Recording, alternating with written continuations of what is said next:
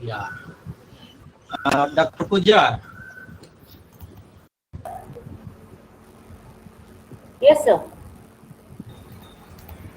I Yes, may sir. I may have some connection difficulty. I will rejoin as soon as possible immediately. Sure, sir. Sure, sir. My system shows red color. You want to re-log in?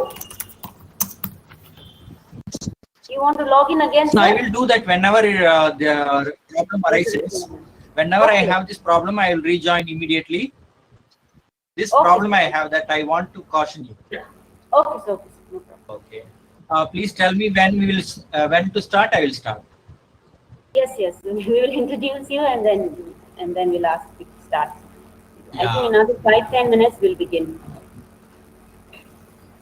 Yeah. Please tell me which one. Yeah. Where to move the slide?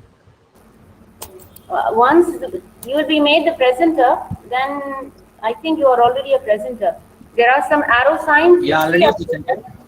Yeah, you tried changing that, sir, now? Let's try. Yeah. It's not moving. Move the slides.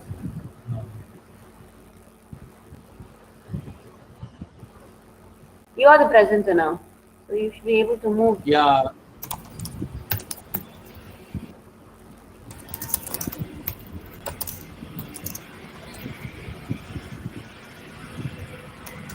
It's not moving again. Yes, sir. It did move. Yes. Got it. Right, sir. Yes. Yeah. Okay. Okay. Now it is full screen, right? It is. It is. Okay.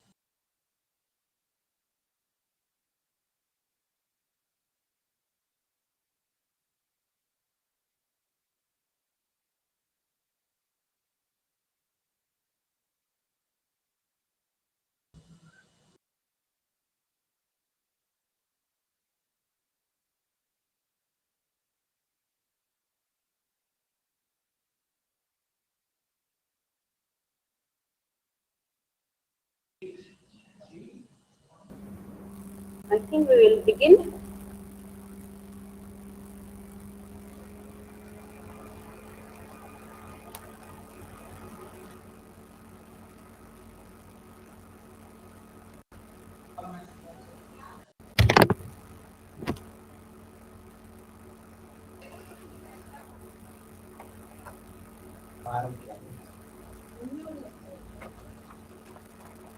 A very good morning to all of you, and a warm welcome to the second day of the two-day online conference titled English Language Teaching During Pandemic Times, Grappling with the New Normal. I hope that the insightful deliberations that the and the panelists in the day one, and also a very interesting, practical, well-researched papers by the paper presenters would have given us some thoughts to ponder over, to reflect, and perhaps with that we have been able to change our perceptions, have newer thoughts, newer ideas, and hoping that the day two also will lead to varied intellectual exchanges. We will start the day today. First of all, I would like to welcome my colleague, Madam Padmashri, to kindly introduce the speaker of the day. Over to you, ma'am.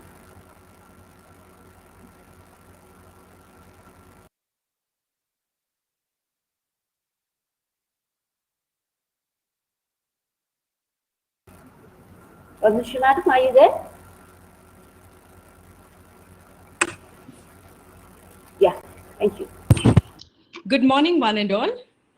It's my immense pleasure to welcome all the plenary speaker, as well as the moderators for the day, as well as the panelists who are going to have an intellectual discussion during this pandemic times. First of all, I wish to welcome Dr. S.P. Dhanavelu, sir, to this second day of the international conference.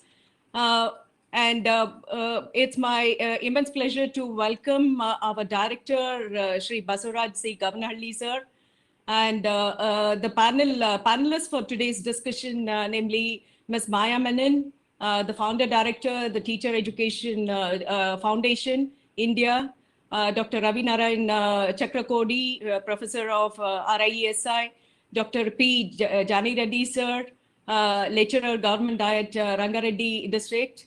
And we have Dr. Anusha Ramanathan, faculty from ITfC, Mumbai, as well as Ms. Rebecca Ronson, Senior Academic Manager, British Council, with us.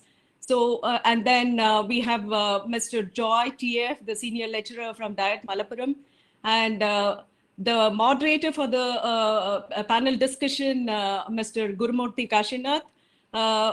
It's my immense pleasure to welcome all of you. And then the moderators for today's parallel sessions in the afternoon are Dr. Parthasarthi Mishra, sir, from Azim Premji University, Dr. Padmini Barua from Guwahati University, Dr. Hitesh C. Bhagat, professor of RIESI, Dr. Gururaj, former faculty member of RIESI, and my colleague, Mr. Suman Bandi, and Pooja Giri. I especially invite Pooja Giri, who is coordinating this international conference.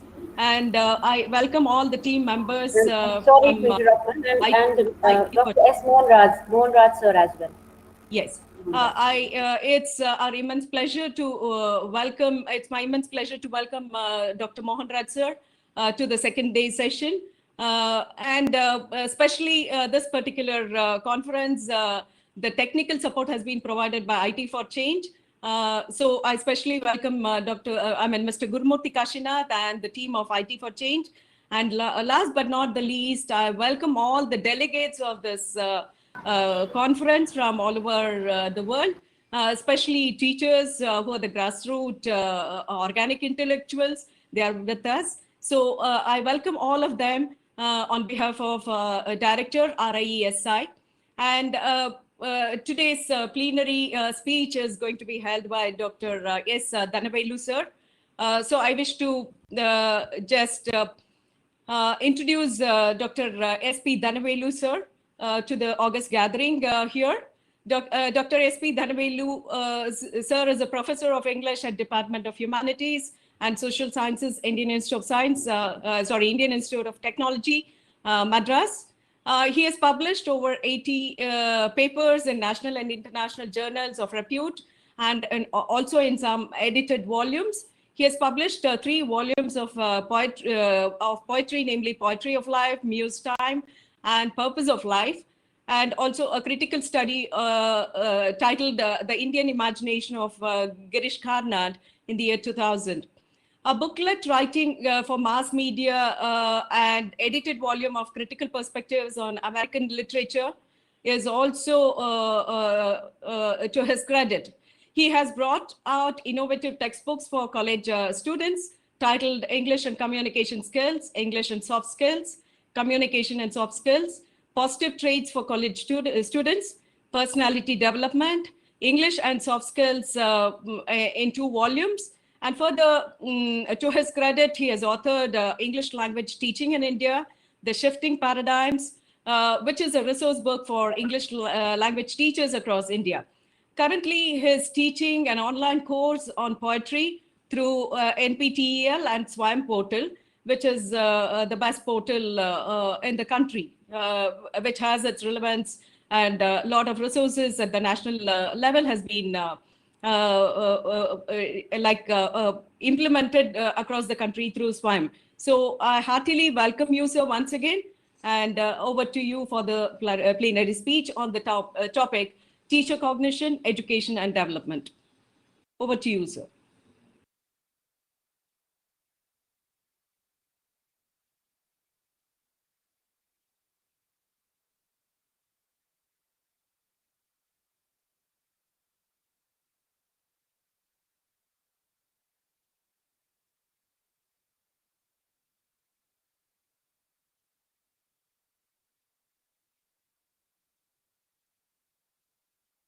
Dhanavel sir says that he is unable to hear. Can anybody quickly please check?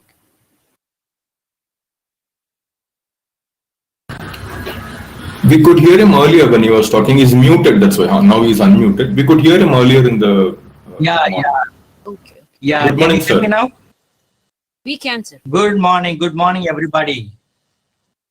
I may have some difficulty, as I was telling you. My system shows red signal, but I will try to join you. If you have any difficulty, please tell me.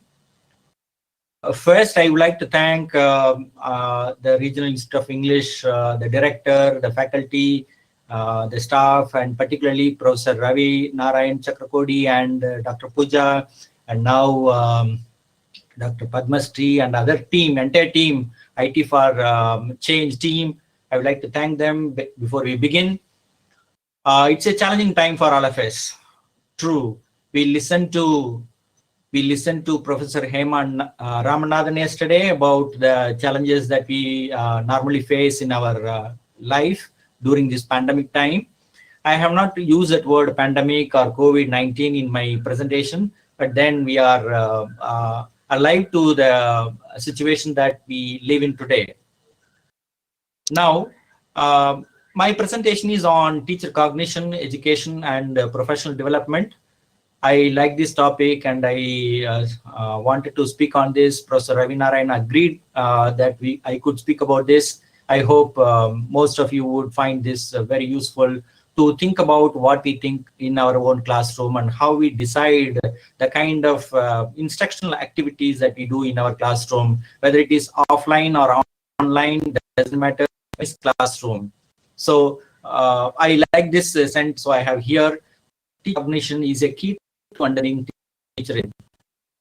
So all are interested in this teacher education, pre-service or in-service. We are interested in educating ourselves so that we can become better teachers.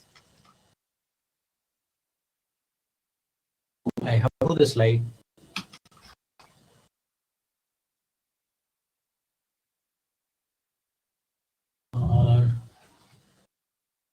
This life, yeah.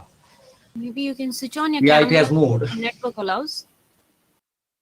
You can switch on your camera. Yeah, sorry, I didn't do that. Okay. Yes, yes.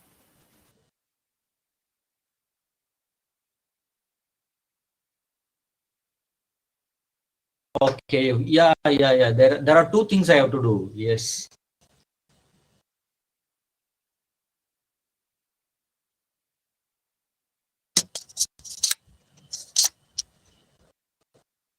Yeah, just a second. Sir, actually, the technical support from IT for Oh, Change, goodness. There are two namely Rakesh, will be able to help us in slide transition. That is not required, right? He wants to do it himself. Which one? There are two buttons here, camera There's buttons. The right extreme. Yep. Sorry, not the right extreme. Sorry, not the right extreme. Sorry, I made a mistake. Right extreme is sharing, Yeah, and then they immediately left to that. We saw you briefly. Just do the same thing. Same thing. Okay. Now, Yeah, not visible. Not yet. Not the right extreme, but the one before that. the Oh, one video more icon. button. Let me press that. There's a video icon. Click Yeah, there. video and- icon. Yeah. After the phone, to the right of the phone icon. And there is Share you audio. ask- Yeah, you I have ask share, pressed it. share this one. Please explain. Yeah, shall I share audio also? I'll do Yes, that yes, also. please.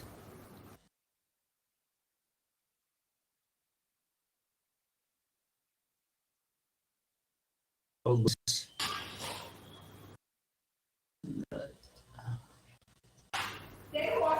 Oh, no. Yes, sir. We are beginning to see you. Yes, we can see you now, sir. Good morning. See you. Please go ahead, sir. Okay, Thank you. right. Good morning. I'm sorry. This kind of difficulty we have during this pandemic time. Particularly, I like to discuss the language that has changed during this time. Are you there? Are you heard or mute your lessons? Are you using ourselves? Now, for there are some motives. What are you do during this presentation? Can I make a suggestion that sir put his video off because his audio is getting affected? Sir, I think your connectivity is not very good, so because of that, audio is affected by the video. We have seen you now, so we'll keep you in our hearts as we listen to you, sir. Yeah. Sorry, my connectivity is poor. Yes, sir. So if you put your video, thank you, sir. We have seen you and we'll keep you in our hearts as we listen to you. Sure. Is that okay now? Yes, sir. Much better. Please go ahead. Yes, please go ahead, sir. Thank you. We will provide an overview of teacher cognition in second language teaching. Then we will illustrate the process of professional development through studies of language teacher cognition.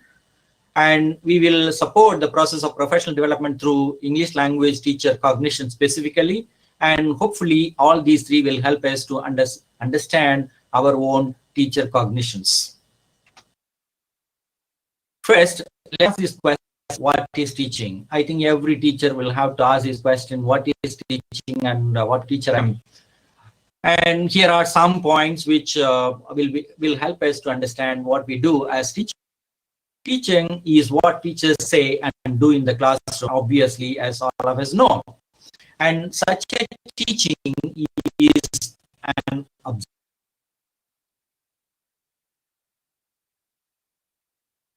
activity alone. What we see in the classroom is only a tip of the iceberg. And this type of image that we have to remember. There are many things that happen within the teacher. That is what we are going to look at through this. Therefore, teaching is a complex range of unseen influences. Some are external, like the school policies or the whole context, but there are many internal problems or internal ideas within the teacher. These are called perceptions, attitudes, and thoughts.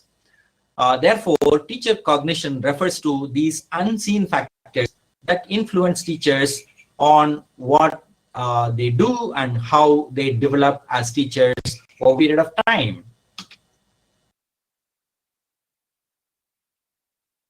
Waiting for the PPT to come? Yes, it's slow rather. Now, why do we have to study this teacher cognition? The teachers, it is both an observable and unobservable behavior, and we are interested in what we cannot see, the intangible behavior we are interested in. Why do we have to study this intangible teacher cognition? We have some reasons. We want to understand teachers' perceptions and decisions, teaching and learning, the dynamics of the classroom, effective pedagogy, and teacher learning.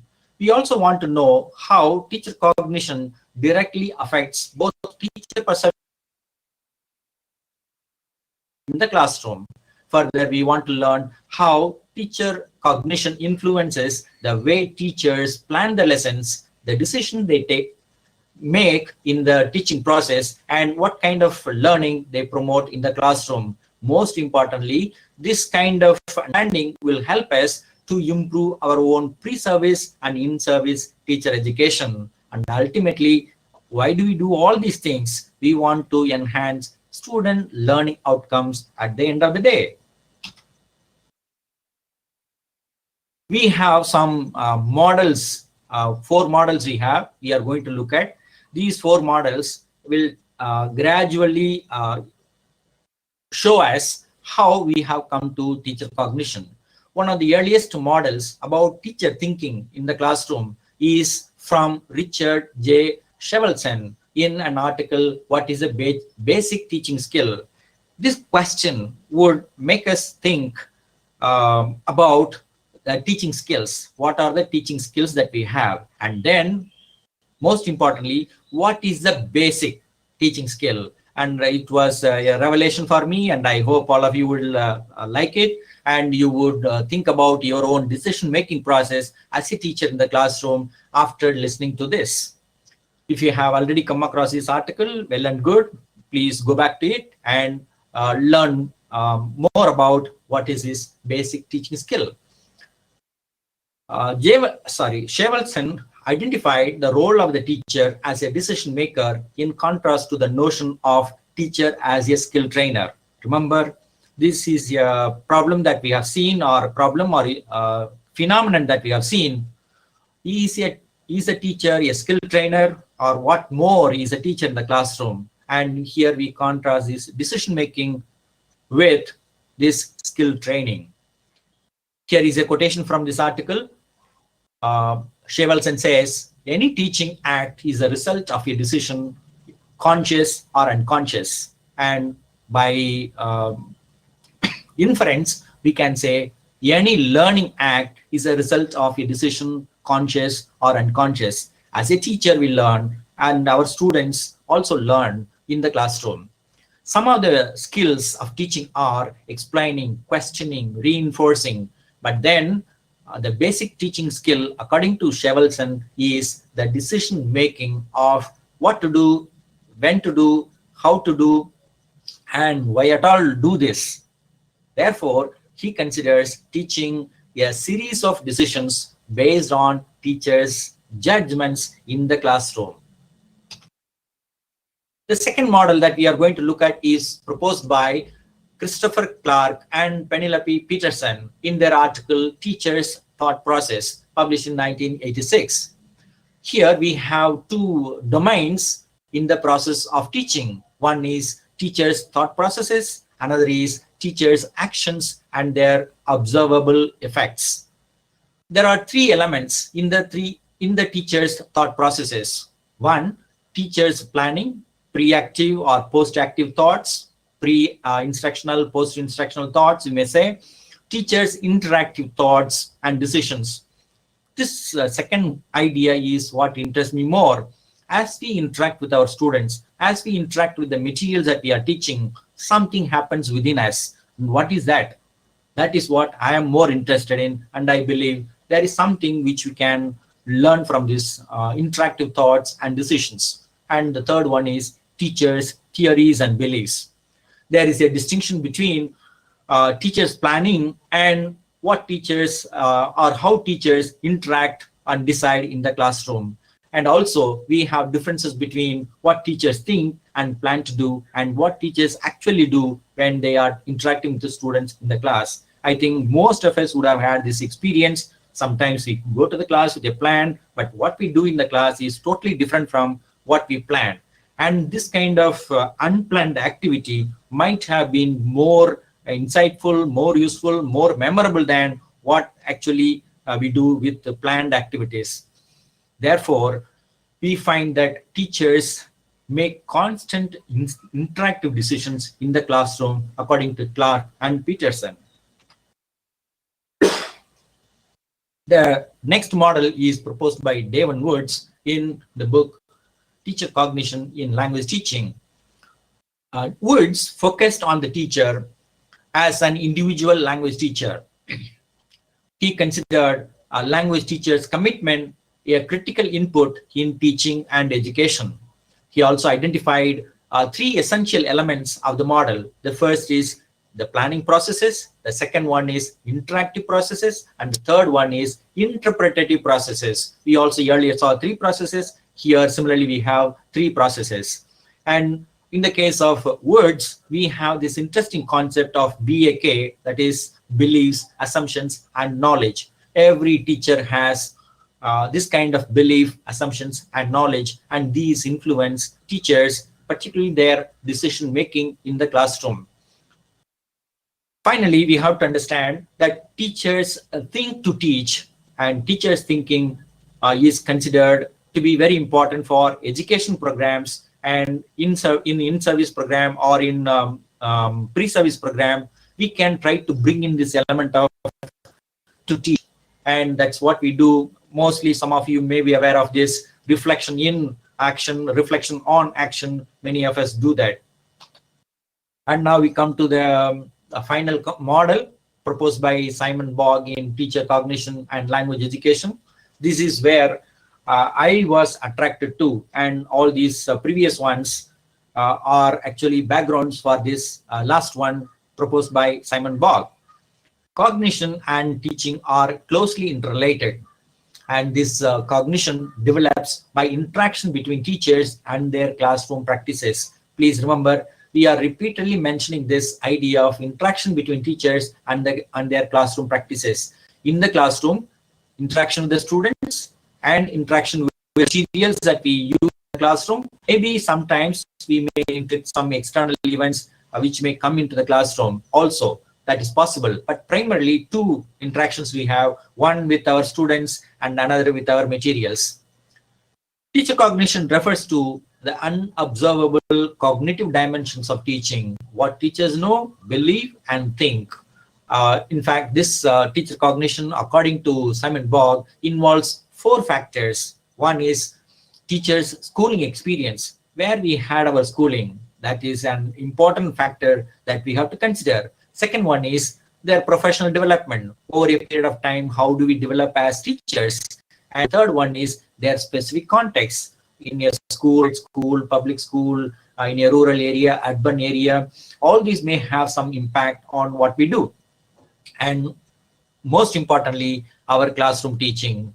All these will have some impact on what we do as teachers in the classes. And in course of time, remember, language teacher, the individual language teacher is considered to be very significant for the teaching process, but in course of time, this idea of social cognition is also included under this concept called teacher cognition. What did Simon Bogg say about teacher cognition over a period of time? He started his PhD way back in 1990s, and then he classified these various ideas and then gave this name, teacher cognition, and found that this concept has not been replaced in our ELT literature or language education literature. Even in 2020, he has written an article and says that he's happy that this concept has stayed in the research field. In one article,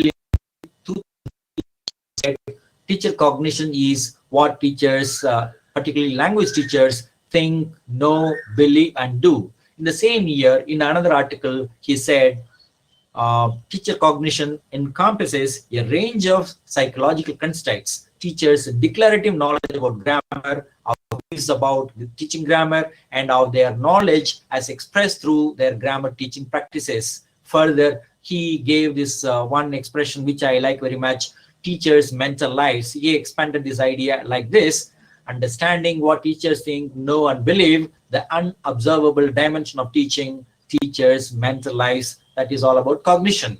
And further, in 2015, he has another expression for teacher cognition, that is the unobservable dimensions of teaching and teacher learning, constructs such as beliefs, knowledge, attitudes, thinking, decisioning, and emotion, and how these relate to the process of becoming, being, and developing as a teacher.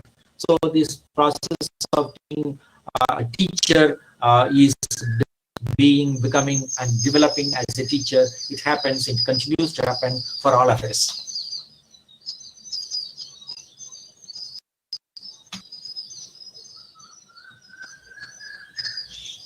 Is it moving?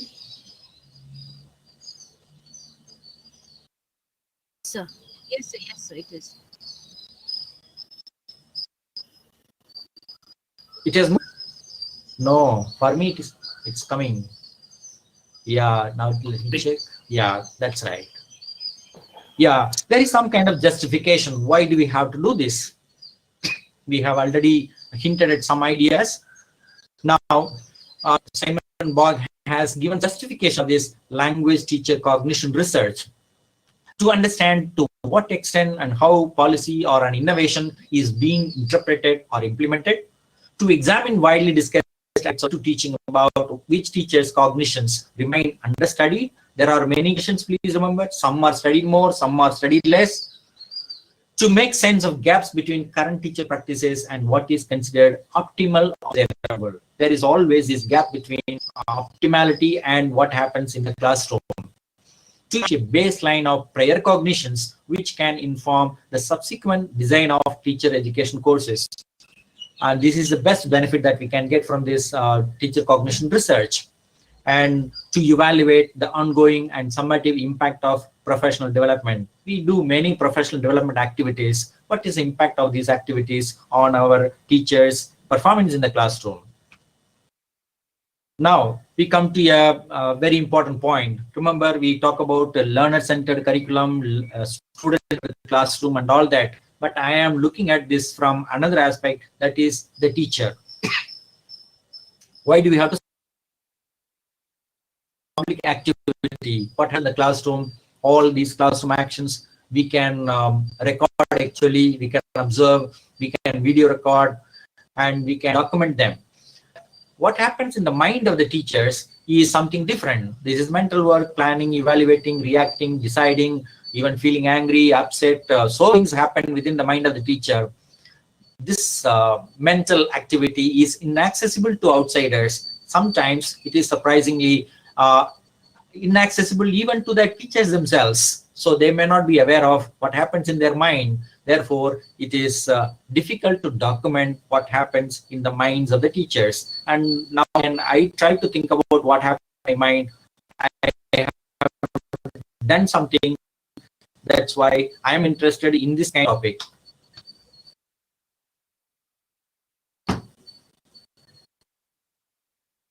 It takes. There is something very interesting, the language teaching mind. We have different kinds of minds. I was interested in this topic, the language teaching mind, discussed by Anne Burns and her colleagues. And so some ideas are here. The teaching mind is independent, but directly connected to the classroom practice. The teacher is the principal actor in the classroom, whether it is online or offline. Now you'll understand the importance of the teacher. The teacher is the principal actor in the classroom. Teachers could contribute to understanding the hidden dimensions of language teaching. The thinking and doing of teachers are interconnected. As we mentioned earlier, David Woods has come up with these 3 dimensions of teachers: their beliefs, assumptions, and knowledge. And in all these cases, the focus is on decision making. what teachers do, what teachers decide in the classroom, and therefore it is a teacher cognition activity. In this case, teachers' personal and practical knowledge comes into picture. Initially, as I said earlier, there was a focus on individual teachers in the classroom, but then the social dimension of teaching is also brought into the study after some time. Now, we are going to look at 2 or 3 illustrations. Sorry. For these topics, teachers' knowledge and grammar teaching, teachers' beliefs and grammar teaching, and then I want to give an example from my own teaching. First, let's look at teachers' knowledge about grammar. There was a researcher called Thomas Bloor. He studied knowledge about grammar in Britain. He used a questionnaire to study the teachers' declarative knowledge about language of 63 potential and practicing teachers. The would-be teachers identified verbs and nouns only. This study revealed the fairly widespread ignorance of teachers. Next, David Ray also conducted another study about the knowledge or the grammar of prospective teachers. He reported the low level of the grammatical knowledge of teachers. Next, we have one more study by John Williamson and Frank Hardman in 1995. They investigated 99 trainee teachers about their knowledge of grammar. They pointed out significant gaps in student teachers' knowledge about language. We have 2 more studies about knowledge about grammar. Stephen Andrews examined 82 teachers of English as a foreign language teacher trainers to assess the grammatical knowledge of their trainees, and they found more than half of their students did not have adequate levels of grammatical knowledge. Similarly, Stephen Andrews further made an attempt to study teachers, prospective teachers. He studied the explicit grammatical knowledge of 4 groups of teachers: non-native speakers, non-native speaker teachers of English, non-native speaker prospective teachers of English, native speaker teachers of English, and native speaker prospective teachers of modern languages other than English. So he showed in his study that non-native speakers of teachers of English had better grammatical knowledge of English than native speaker teachers of English and native speaker teachers of modern languages. And please note this particular point, the last one. This study revealed that the native speaker group with a background in English studies performed the worst in this study. And the crucial point that we have to remember is explicit understanding of language plays a major role in the effectiveness of the work of language teachers. Please remember, we have been influenced by communicative language teaching, which did not give much importance to grammar. Because of the rise of communicative language teaching in the 1990s or before that in Britain, grammar teaching was not given importance, and that there was also a movement, strong movement about the study of grammar in Britain. That's why we have so many studies like this. Now we move to beliefs about grammar teaching. We have 2 studies here, one by Richard Stanley in 1988. He investigated 50 English teachers' attitudes to language work, and most of them taught grammar using their own experience of learning grammar at school. This is something very interesting. Whatever pre-service or in-service training we may give, we teach what we learned from our own schools. That is what we learned as children in our schools has a powerful impact on us as teachers. Therefore, this study revealed their outdated practices and their confident ignorance. The next study by Miriam Eisenstein, Ebsworth, and C. William Schuvers in 1997 examined 60 university ESL teachers, English as a second language teachers in New York and Puerto Rico, 30 teachers from New York and 30 teachers from Puerto Rico. This study showed their belief in teaching grammar and indicated that Puerto Rico teachers were more favorable to explicit grammar teaching than New York teachers and influenced by their own teaching and learning experience. What are those factors which affect grammar teaching? First, students wants, what do students need? And then one more thing, what is the expectation from the syllabus? These are the two major factors which affect teachers' beliefs. That's why we have them here. Now, let's move on to another study or two more studies by the same author about beliefs about grammar teaching. Renate Schulz first undertook a study in 1996 and showed that 92 FL teachers and 824 students in an American university had certain attitudes or beliefs about language teaching or teaching. This study compared the attitudes of teachers to grammar teaching, and feedback with that of students showed a mismatch, significant mismatch between teachers and students' views. And we have some statistical information. That is 94% of students wanted grammar teaching and corrective feedback, whereas 58% of teachers did not want this or that. They did not want to have both. And the same study was replicated by Schulz in 2001. And here we have 122 foreign language teachers and 607 students in Colombia. And this study also gave similar results. There is a significant mismatch between what students want and what teachers want to do. Now, from these studies, we have reflections. Non-native teachers do significantly better on explicit teaching of grammar awareness than native speaker teachers. Teachers believe that they should not overtly correct students' errors in speaking and writing, whereas students believe that teachers should correct their errors in speaking and writing. In the case of teachers, they believe that they should not teach grammar explicitly. That is largely because of the influence of communicative approach to language teaching. But students want to have explicit teaching of grammar. Please remember, all these studies have been undertaken in the US, in Colombia, and in America, not in our own country. There may be many studies, but I did not look at them, or did not have access to them, or not familiar with these kind of studies. Some of you may have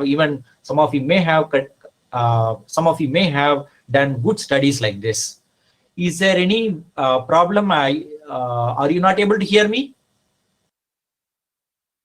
We can hear, sir. Please carry on. We can hear. It's clear. I saw some chat message saying that not able to hear. I have an example for this. I used to go to the class in one semester, right? Okay, thanks. I used to go to the classroom once in one whole semester, write some quotation on the board to begin the class. I did this for 2 weeks, and then why should I do it? Let me involve my student. I decided to involve a student, and that particular student was writing the quotations. And then why should one particular student alone participate in this activity? Why not involve the whole class? So I decided to give some assignment to students and ask them to collect some quotations which they liked on a particular topic, or each group must collect some quotations on a particular topic. And then I found that they had lots of quotations, which enabled me to think about why not think about student motivation, how to motivate students to participate in the class. I read something more interesting about this, and then finally I wrote an article about my experience of teaching English using quotations in the class for a whole semester, and published an article in one resource, one website, usingenglish.com. Many of you may be using this usingenglish.com. This particular article influenced teachers in other countries to use it as a lesson for teaching English, particularly in South Korea. And another teacher in Egypt created a model out of this particular exercise that I had written about. Another magazine quoted as a motivational piece for teachers in an American school.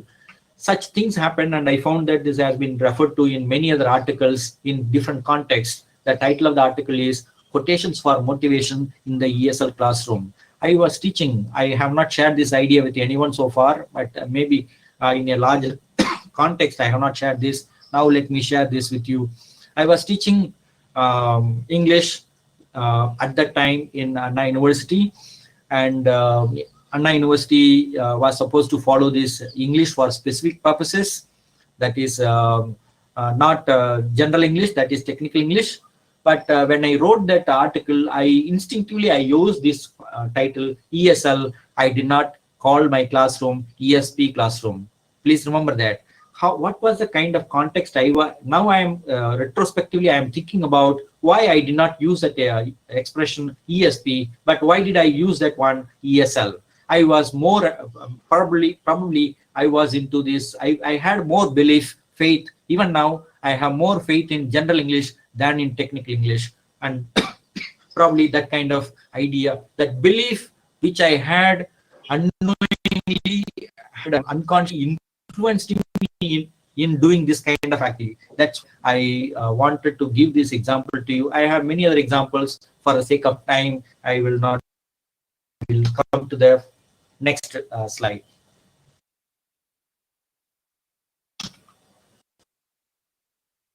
Takes time.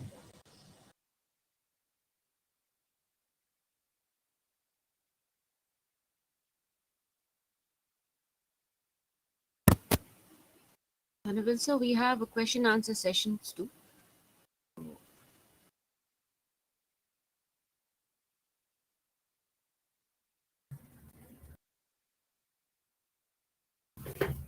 We can see the next slide, sir. Dhanavel, sir, please carry on. It says Sir is joining back. away. Sir. He is away. Maybe network problems. Yeah, sir is joining back. Let's give him some Question time. answer session as well.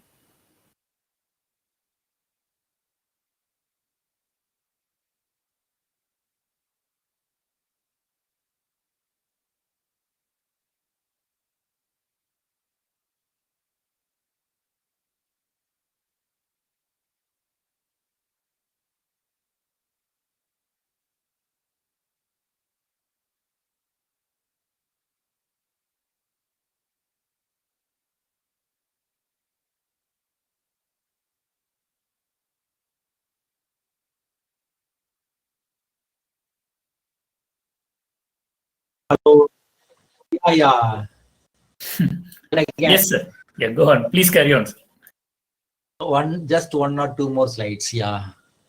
Now, classroom cognition can be a collaborative cognition. What I understood, a teacher makes decisions in the classroom to improve his own students' learning. Other teachers decide to use this idea in their classes for their students. Some other teachers make a model out of this decision to use quotations in the class. And individual class thinking becomes an international collaborative thinking, although done individually by teachers to suit their own needs. This follows this category called ecology, material development, professional development. I have one for you. I don't have any answer. How do we theoretically use existing framework ELT? Can you hear me? Sir, we Yes, can hear. yes. We can hear you. Honorable Sir, we have another session sir. at 11:20. So if we could move to question answer session, then Yeah. we can on time for the panel discussion. Yeah, please go ahead. This is the last one. Slide. Right. Some takeaways I have. We can certain things from this session. That is, it pays to think about what we do in the classroom, particularly the kind of decisions that we make.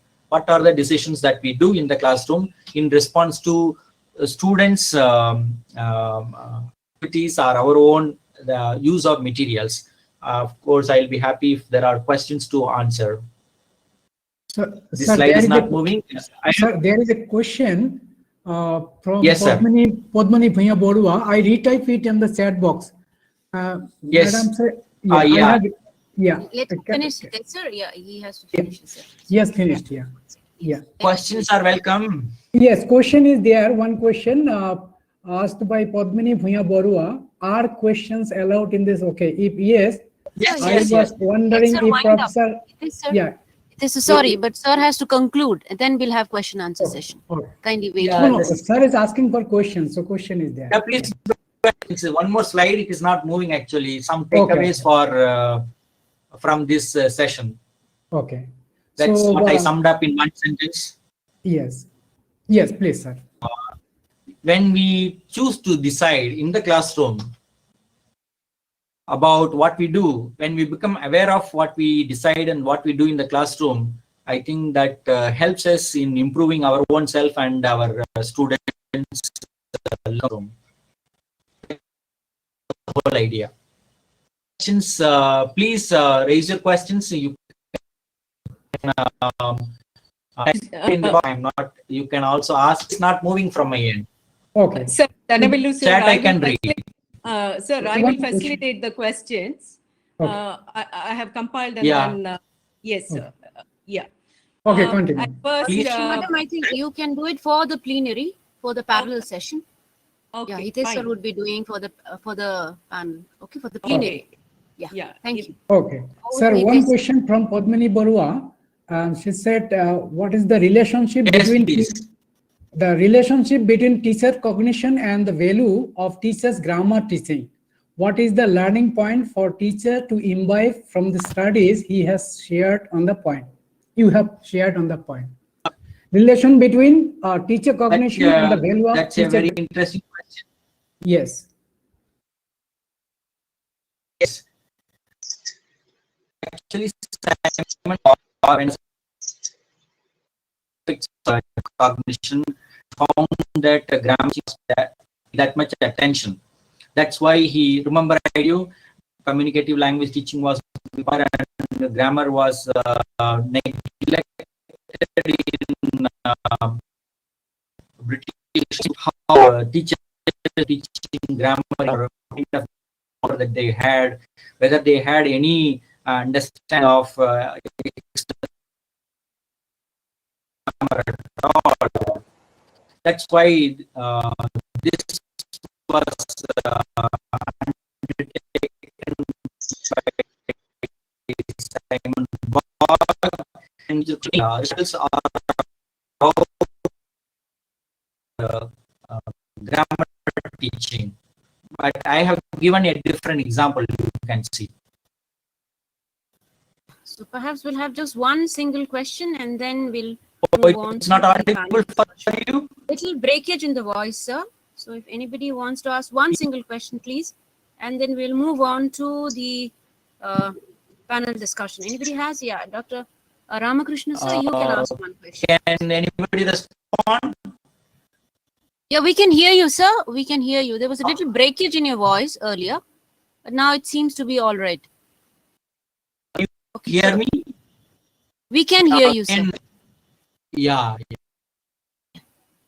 So we can, anybody has one question, then we So can. one question is there from Meena Sridharan, and talks about how have this, say, when we refer to Simon Burke's unobservable dimension, X mental planning, etc., how have these dimensions changed or adapted to the new normal? That's what the question by Meena Sridharan. Dhanavel sir, can you hear me? Sorry, there was again another problem. Okay. Yeah, one more question by Meena Sridharan.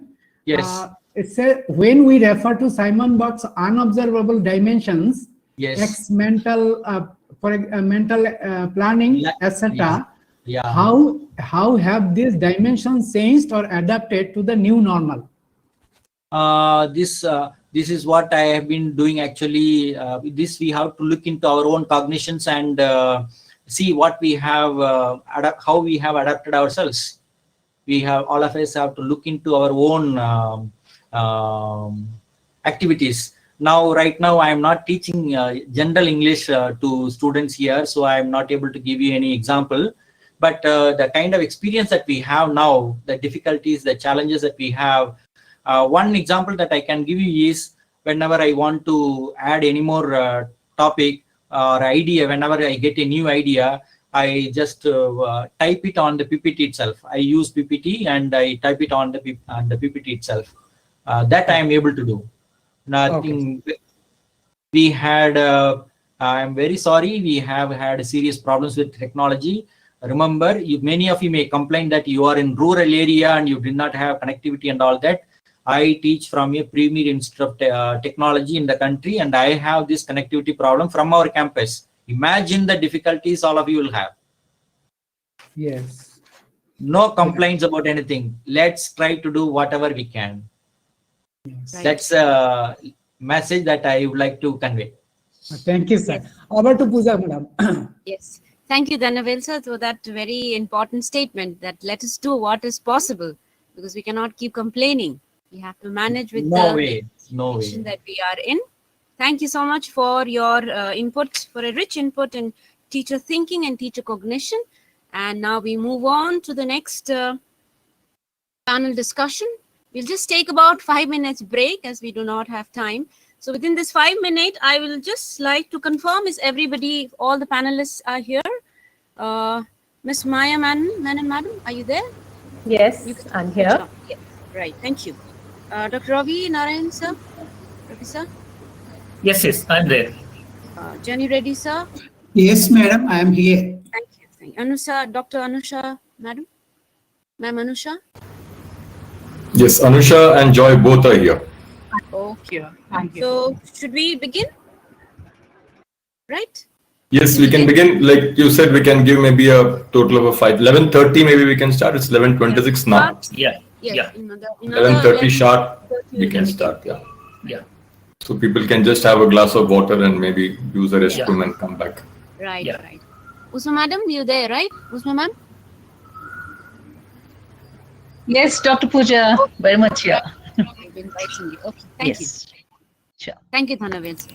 Welcome. Thank you. I'm sorry about this technical problem. That's the only thing we can say. Thank you so much for your patience. Thank you, sir. Thank you.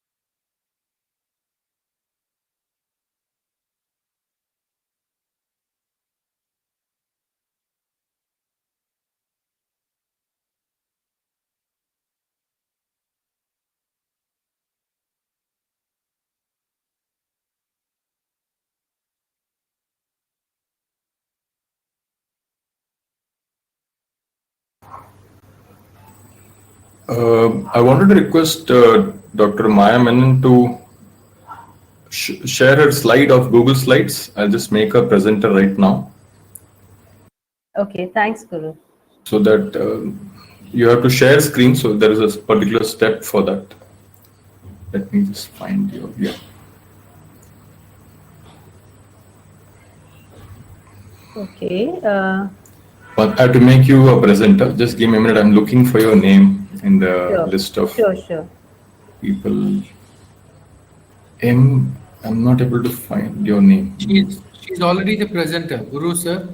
Oh, she's already a presenter. That's great. So then, Okay, great. So on the right extreme, you'll see that icon for share screen.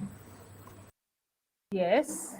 Just click on that, and then if you're using a Chrome for sharing your YouTube or for sharing your slides, click on YouTube on Chrome tab, and then you can open the tab that you want to present. We can just make sure that you're able to come on. No, I'm. Guru sir, there's something going on the screen. Yeah. We'll disable the. Yeah. There seem to be a lot of people. We'll disable the thing. So, which is the icon I have to use? You have 4 icons in the bottom of the screen, 4 little blue fellows in the middle. Okay, share your screen. Yeah, share your screen. You'll have 3 options in that. You can use Chrome tab because presumably you have your presentation open in Chrome tab. Rakesh sir, can you disable? Rakesh sir, can you disable the whiteboard? Yeah, I think this is fine. We are able to. Sir, since Maya madam is the presenter, one day she will have a control to disable the. Okay. Is it? Yeah, or yeah. That's okay. I think if the main presentation comes on, can you just try the Chrome tab again? We could not do share screen. Yeah, it's sharing screen now. Yeah, that's fine. So you can view. Yeah, perfect. So Okay. yeah, I think let it be on for the time being, so that after I finish my introductory remarks, then you're anyway the first speaker, so you can go in. So let it be. Yeah. Guru, I'm not doctor, just to clarify. Okay. You know, you also don't want to be called doctor in this very trying times, because people will come to you with symptoms and ask you for remedies. So That's true. I am also not a doctor, so I think, but we have several other doctors in this Yes. in this forum. Guru Kashinadi, Yeah. and I'm not yet a doctor. I'm Dharmelu sir, stated. You're a doctor in the making. Yes. So we will start. Yeah, we'll start. Yes, Pooja ma'am, go ahead. Thank you. So we'll begin the panel discussion now, and I invite Madam my colleague, Dr. Uzma Rahil, to introduce the moderator of the day.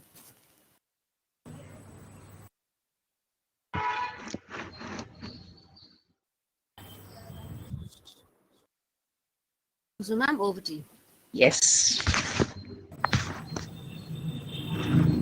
Good morning, ladies and gentlemen. It gives me great pleasure to introduce the moderator of the panel discussion today, Mr. Gurumurthy Kashinathan, who is the founder and director of IT for Change. He's put in rich experience in the development and corporate sectors. Mr. Guru leads projects in the areas of education, including research, development projects, systemic teacher education reform, and policy advocacy. His areas of expertise include ICT integration in school education, teacher education, and pre-service education. He works in the areas of mathematics and language pedagogy, school leadership, and free and open digital technologies. Formerly, he worked with Azim Premji Foundation, where he was deputed to work in the policy planning unit in the Karnataka Education Department. He's been a visiting faculty at TIS Mumbai and Hyderabad for the education leadership and management and ICT and education courses. During the pandemic, IT for Change has extended its pre-service and in-service teacher education programs as online courses and supported other teacher education institutions to do so as well, one of them being our own institute, RIESI. Mr. Guru, it's a pleasure having you here as a moderator for the two-day conference today, and I welcome you and the other panelists for the discussion. Looking forward to having a very fruitful discussion. Over to you. Thank you.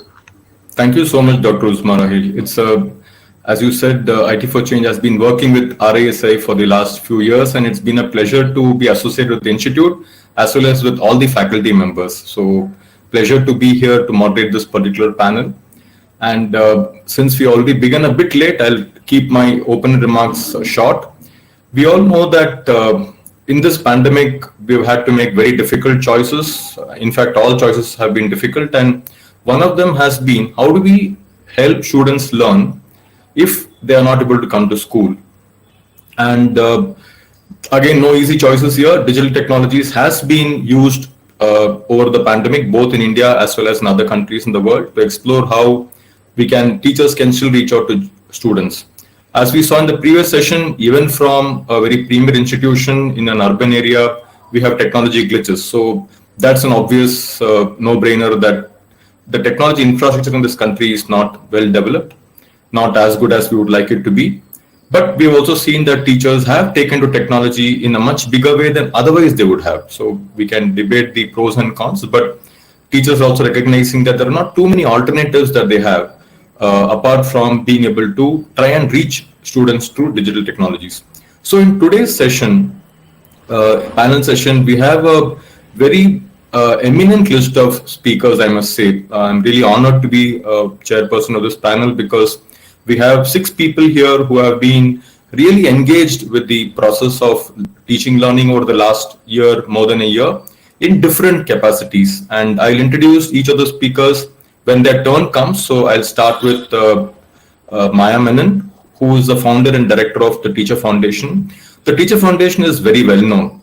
It's been working for teacher empowerment, teacher development, teacher skill building over several years. I think more than a few decades, if I'm not mistaken. And the Teacher Foundation has taken the challenge over the last 1 year on trying to build teachers' abilities using digital technologies. And we will hear Maya Menon talk to us about the Teacher Foundation experiences.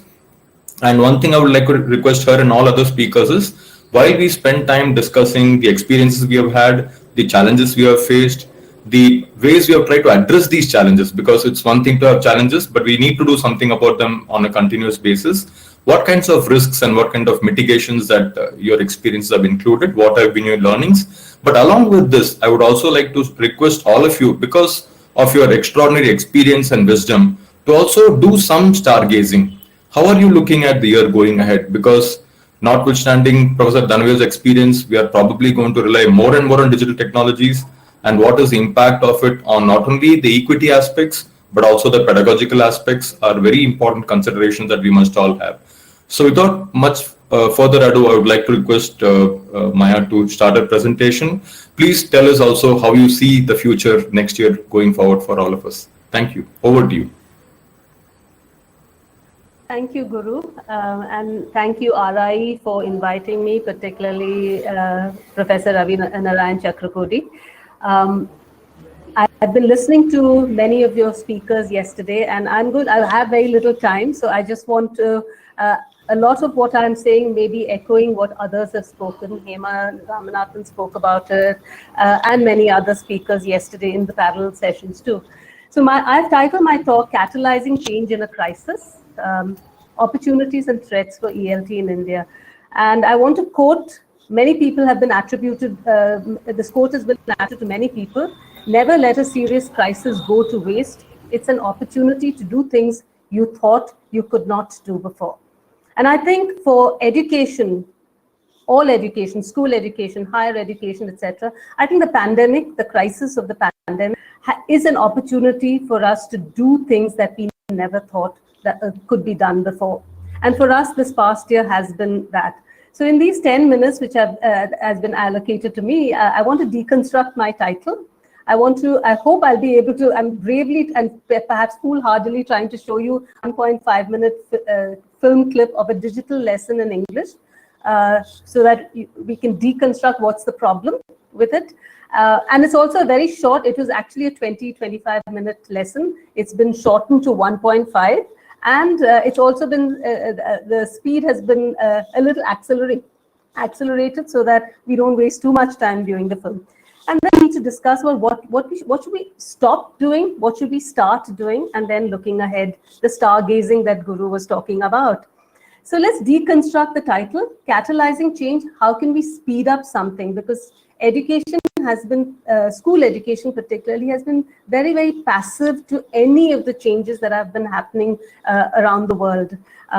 Perhaps much of India has changed in many ways. Technology has changed, many other professions have changed dramatically, but school education, particularly school education of the rural poor, has stayed pretty much the same since the turn of the century. That's the 20th century I'm talking about.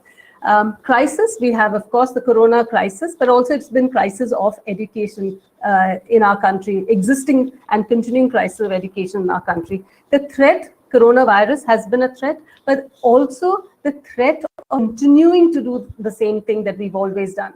That is a huge threat for education. We can't say, okay, now that things will hopefully go back to normal after the pandemic is over, and then we will continue to teach, open our schools and teach, and things will be back to normal. That is a threat, the way I see it.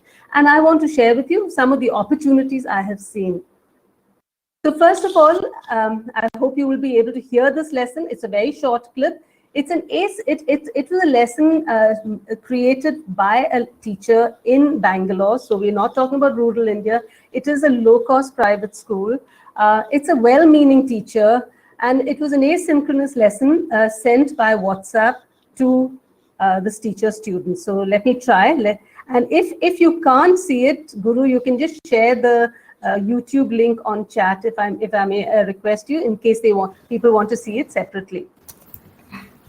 I've already shared it, yeah. But if you want to play the video, let's listen. Yeah. Model millionaire, right, children? And we did the pre-reading task, that is what makes a person rich and successful. It is luck or it is hard work. I hope that you got the started with the first part of the lover and the painter, and a surprise. What happened in the lover? Obviously, Huggy Erskine, how he was. Okay, Huggy Erskine, how he was. What kind of personality he had. Right. I hope that you have understood. So here we'll stop the chapter complete. So we'll stop here and continue with the glossary. So what you have to do is, anyway, you have done the pre-reading task, right, children? So now continue with the summary. Read the chapter. Write the summary in the textbook. Okay, you yourself, whatever you have understood, please write down in your workbook or English book, whatever the book you have kept. And now let me explain the glossary given in the textbook and continue with the comprehension and vocabulary. Okay, children? Yes. Let me read the questions. So answer the following questions in 2 or 3 sentences. You have to answer in 2 or 3 sentences. What sort of a man was Huggy Erskine? So that is from the first paragraph. Okay. What sort of man was Huggy Erskine? He was a good man, right? Till here, what is a pun? Pun is nothing but it is just to add fun and flavor in the writing. And these are the authors using this: William Shakespeare and Oscar Wilde. Those things are not there for your upcoming summative exam, but obviously it will be there for your final exam. Got it, children? And this chapter was very nice. I liked it. I hope that even you liked it. Please read the chapter, understand, write the summary, and do all your grammar book in your English book. Okay. Okay. So I hope you'll be able to hear the lesson. Undoubtedly sped up, undoubtedly abbreviated, but you got a sense of this teacher's pedagogy in an English lesson. This was a grade 8 class. So what is the problem with it? What is wrong with this class? A problematic pedagogy made painfully visible. Unimaginative use of textbook, unnecessary excessive teacher talk, and of course, because it's an asynchronous class, you have no idea of how the children are engaging with what the teacher is saying, as well as how the children are actually processing. Asynchronous lesson created with little understanding of available digital tools. So that's been the problem. So in my initial talk, question and answers, of course, will be later. I just want to create sort of draw the landscape of what is happening in our schools. So there's been also a lot of verdict on online teaching learning. Very early on, Azim Premji University in September 2020, wrote a report on the myths of online education, and they talked about the fact that they found that, especially in rural India, online learning opportunities are ineffective in providing any actual education. I would dispute that, because they are ineffective because of other reasons, not because of the technology or not because of the available tools. It's because of other things are not in place. But what is absolutely right, and I give a huge tick for that, is the fact that teachers are ill prepared for online learning platforms. Urban teachers, even in the big metros, in mid and high-end private schools, were caught unawares, but they quickly picked up. And they tried to do, not that they were doing a great job initially, but they quickly learned and they quickly taught themselves and took support from other organizations, etc. So that was one thing. So that's the verdict in terms of, there have been other verdicts from other parts of the world also. United States also has put out various reports. But generally the verdict has been that online learning does not work and so on. However, it's also been magnified by the media. Recently, these are news items that have come: no devices, millions of students stay offline. Digital learning has achieved less than expected, one report says. This is a recent report. And reopen schools, says an expert, particularly on third wave expert panel on third wave tells state government. Now the point is that yes, the expert panel was led by a medical doctor, and obviously they have the best interests of children at heart. But the point is that we still do not know whether schools can open this year. But more recently, and we've even been talking to DSCRT and the Samagra Shiksha Abhiyan Karnataka to say, can we make devices available for rural children? Yes, devices is a problem, but can we make devices available? And at that time, they had said, no, it's not possible. But recently, we came across these articles. So the government is beginning to think about it. If the government is beginning to think about it, perhaps other governments are also beginning to think about it, which is good. Free smartphones for government school kids, particularly high school kids. And then more recently, it seems that there's going to be a 1.55 lakh students going to be given tablets for smart classrooms, particularly for more for higher education. But it just tells you, because government has knowledge, and if the government can make technology devices accessible to children, then organizations like RIESI, like Teacher Foundation, like other organizations can support to ramp it up very quickly. So I'm coming towards the end. What should we stop? Online learning can be problematic in a large country like India with rural access to devices and internet. But it's also made us realize we need to stop certain things. We have to stop teachers using too much teacher talk in their classrooms. It's become painfully visible for everybody, including the teacher herself. So that's why it's also an opportunity, because she realizes that when a child is muted, video and audio muted, you really don't know what's happening behind blanks, unless we stop talking and unless we start engaging with children. Teachers not asking questions of children. All children, rural children, primary school children, every child is capable of answering more thought-provoking questions if they are regularly learn to think. Teachers not encouraging students to ask questions themselves. That is another big bane. We need to stop that. Children need to feel free and comfortable about asking questions. And finally, teachers not designing opportunities for students to learn collaboratively, despite this pandemic, etc. So those are things I would say we need to stop. What should we start? Meaningful learning is not about technology. Yes, during pandemic, we've had to use technology, and we will have to continue to use technology in the next few months at least. But it's not about technology. It is an alchemy of people, the teacher and the child, processes that the teacher designs and engages, and principles of good pedagogy. It's about learner engagement, discussion. 1 minute more, my madam. Yeah, 1 minute more. Discussion, dialogue, reflection, and a dash of fun and drama. But technology offers us tools to make this possible in virtual mode. And that's where I think it's a huge opportunity for our schools, especially in rural parts of the country or in other parts of the world. The fact that you have excellent digital learning technologies available, which are available usually for the well-off and the rich and privileged schools, it's available even for the poorest of poor schools. So here we have a sample. We've been providing samples to schools to say, how do you plan a week? This is a possible plan.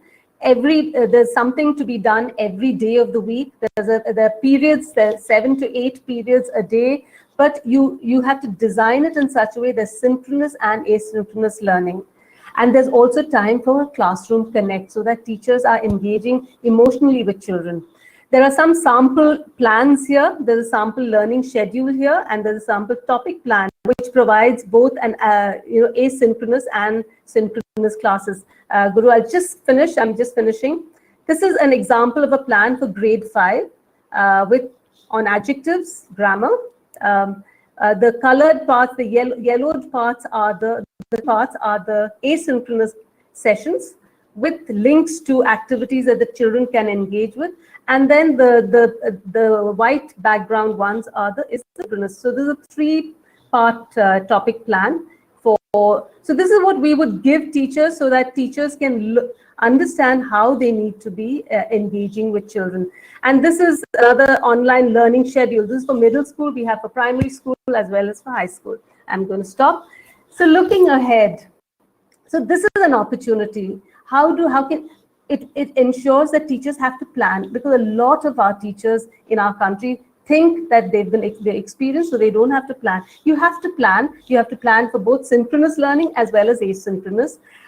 The time has come for our teachers to leapfrog into the 21st century. I think we've been constantly moaning about that, oh, it's not possible in our schools. It is possible, and I think we have worked with near 5,500 teachers this past year, and half of them have been in rural parts of India, in Karnataka and in Maharashtra, and they've been accessing through their devices. So it is possible, and I want to end there. Thanks. Thank you, and look forward to your questions. And I'm going to stop share. Thank you, Maya, for that wonderful and thought-provoking talk. So the questions, what we will do, we'll take it towards the end so that we'll have more time. And then, of course, I'm sure the questions may pan across, presenters. So we will do it that way.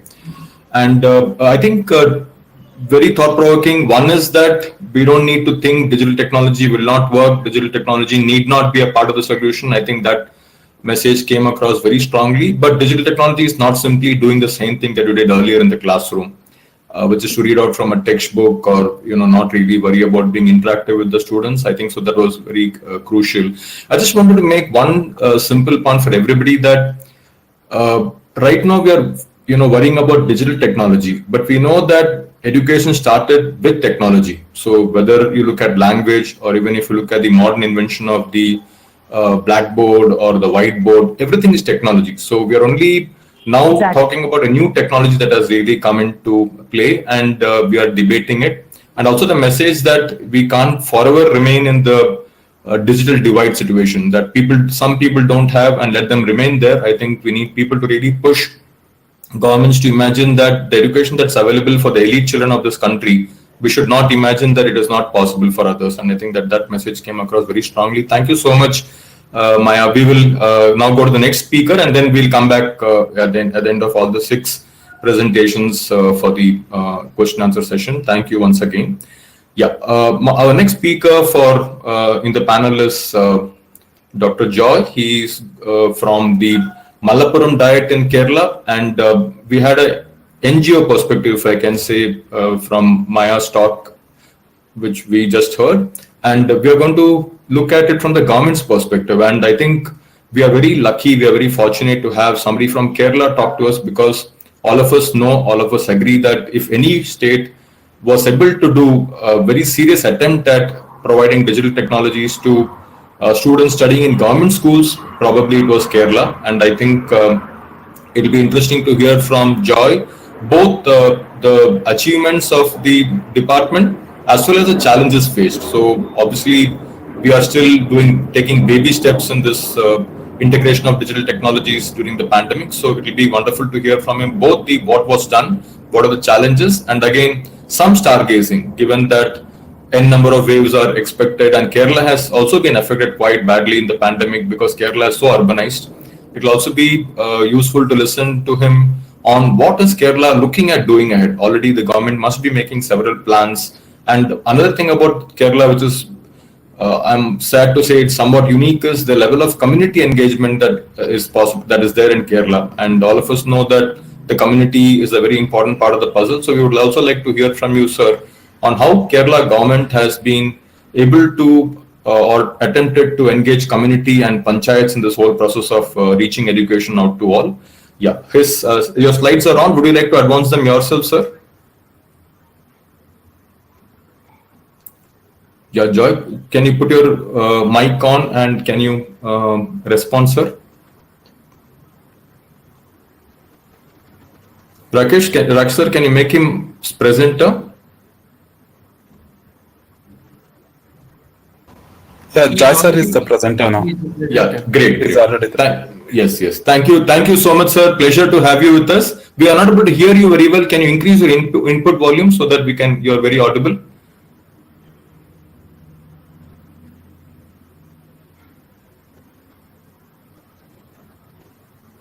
We are not able to hear you, sir. Rakesh, sir, can you hear him? No, Guru, we sir. can't hear. Not able to. But we can't hear Yeah. you. Yeah. Your volume, your input volume is low probably, sir. Or can you just use a headset if possible? Oh, what a connection. Thank you, Maya, for that connection to Mallapuram. Yeah, how nice. No, sir. Still, we are not hearing you.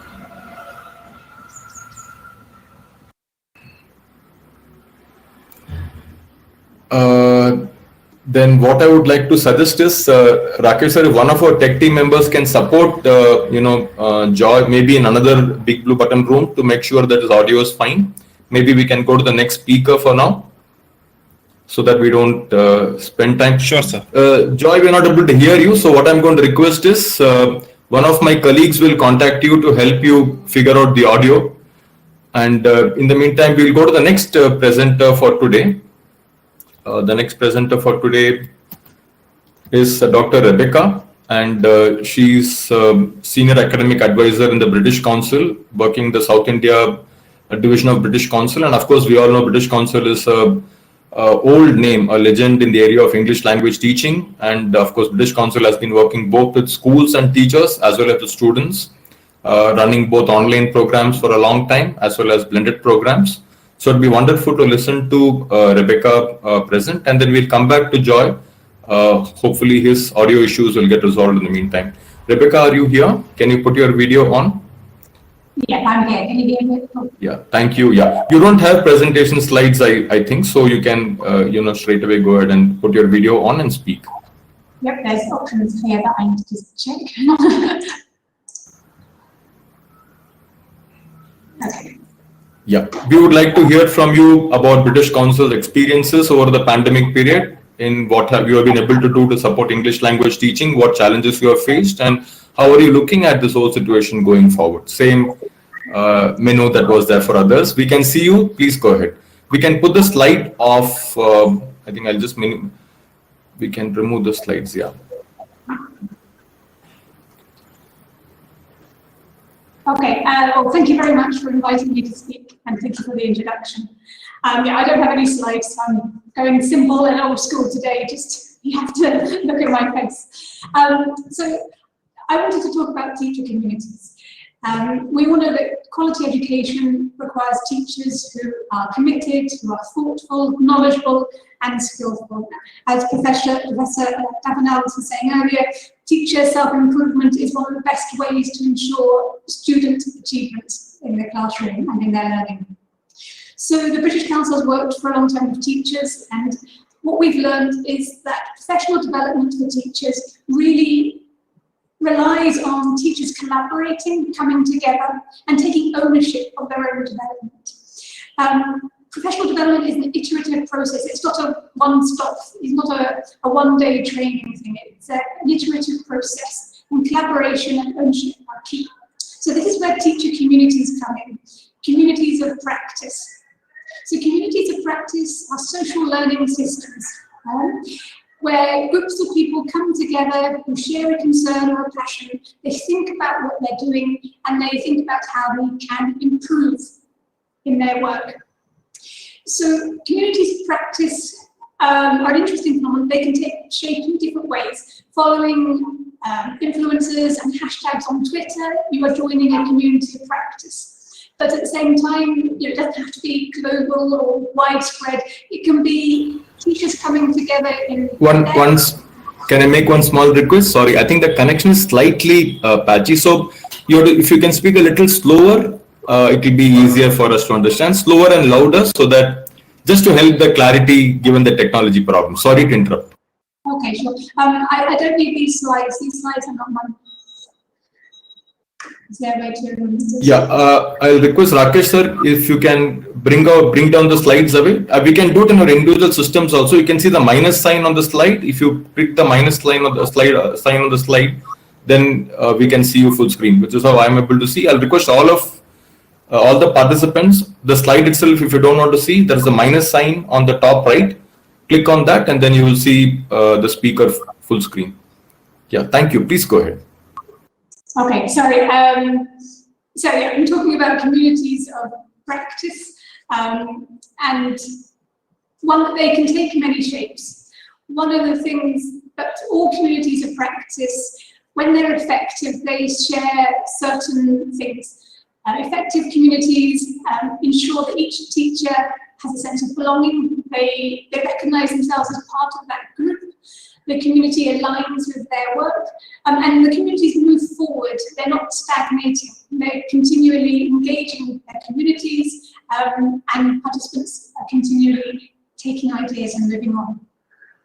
So in our project of teachers, we wanted to involve this kind of professional development activity. So in 2016, we started in Maharashtra with the Tejas project, where we've engaged since then 45,000 teachers in teacher activity groups. So teacher activity groups tags our teacher communities. So each tag meets once a month for about 3 hours or so. They have a facilitator who has received training. Should I remove my, take off my camera? Yeah, maybe like taking off the camera will help the audio, and then if you can put a headset, that might be better. Yeah, I think if you turn your video off, it will improve your audio quality. I'm very sorry, I don't have a headset, I'm afraid. No problem. Yeah, just turn your video off, then I think that will itself improve the audio quality. Sorry for that. Okay, sorry. I'm sorry for the technical problems. It's got a green. I thought the connection was fine. Okay. Yeah, please go ahead. If you speak slower, that also will help us. Thank you. Okay, sorry. So, yeah, I'm very sorry, everyone. Okay, so teacher activity groups met physically once a month for about 3 hours or so. They had a facilitator who had received training in facilitation skills. And there are resources to support the meetings as they took place. They were also accompanied by online communities like the WhatsApp groups or closed Facebook groups to support the ongoing community aspect between meetings. And teachers have always reported that these teacher activity groups have really supported their own professional development. They've become more confident in their language, confident in their teaching, better able to apply learner-centered teaching in their classroom. So then obviously last year we were faced with the same challenge that everyone had. How do we ensure that teachers continue to have these opportunities to meet and continue their professional development when they can't meet physically? So obviously this involved a transition to online teacher activity groups, online meetings. What we found is there are 3 key takeaways from us. They come down to administration, planning, and facilitation skills. So administration, it's too much to ask for people to join the session for 3 hours on Zoom or whatever. So we were splitting the meetings to 1.5 to 2 hours, twice a month instead of once a month. Administration also meant that there needed to be much clearer guidelines in terms of clearer notifications. When is the meeting? What time is it? Sending out the link in advance. Obviously, all of this was important in the physical meetings, but it becomes critical in online meetings, setting the clear agenda as we go forward. The next thing was the planning. Facilitators really did need to plan the agenda for each session. They needed to know what was going to happen, and that was done in collaboration with teachers in the previous meeting. They need to decide what will happen at home. Will teachers read an article at home, or will they read it in the meeting? Will they watch a video at home? What will they talk about? What are the discussion topics? And they need to make sure that that reflection section the reflection stage is present in every meeting. The third thing is the facilitation skills. Now, obviously, facilitation skills are vital in any meeting, but they become so much more important and prominent in an online meeting. Facilitators really did need to be on the ball. They needed to manage discussions, ensuring everyone contributes, making sure no one is dominating a discussion, using nomination where that's appropriate, starting on time, finishing on time, but maintaining pace. So the facilitation skills were key. So the three things we've learned about moving from physical to online is thinking about administration, thinking about planning, and thinking about facilitation skills. So the facilitator becomes a really key part of this transition. Now, what we found is that teachers, while they would prefer to meet face-to-face, they did still find that they got a lot out of the online meetings and they really enjoyed them. They also the advantages of no travel time, and they can better interact with their work-life balance. So going forward, we definitely want to continue online teacher communities. And we can, one of the key learnings is that this project had already had time for the communities to establish themselves, to get to know each other. So in future, if we start a new teacher community from scratch, we would want the teachers to have enough time to meet each other online, lots of breakout rooms, lots of social activities to build that of the activity so that teachers are comfortable sharing with each other, creating that positive environment to engage and to reflect and to discuss. So we will be continuing to monitor and evaluate the impact of online teacher communities, and it's a really interesting and important area of professional development. And I think I'll finish there. Sorry for the technical difficulties. I thought the connection was fine. Clearly, I'm not quite sure about what's happened there, but thank you very much. Thank you so much, and really sorry that we had technical disturbances because of which we couldn't hear you very clearly, but I think notwithstanding the disturbances, we could get the gist of what you are saying, and I'm sure that during the question answer session we'll have opportunities to interact more with you. We had a lot of discussion now, presentation now on how online methods can support teacher development, and I think in the previous session also we spoke about the importance of preparing teachers for this whole process, and therefore British Council's work is very, very important in this process. I hope I'm smiling because I'm hoping we can have Joy. That is a pun, by the way. Is Joy able to unmute? Joy still has a little issue, probably. Okay. Hello, sir. Can you hear me? Yes, beautifully, sir. Beautifully. So I'm going to put your video on, sir.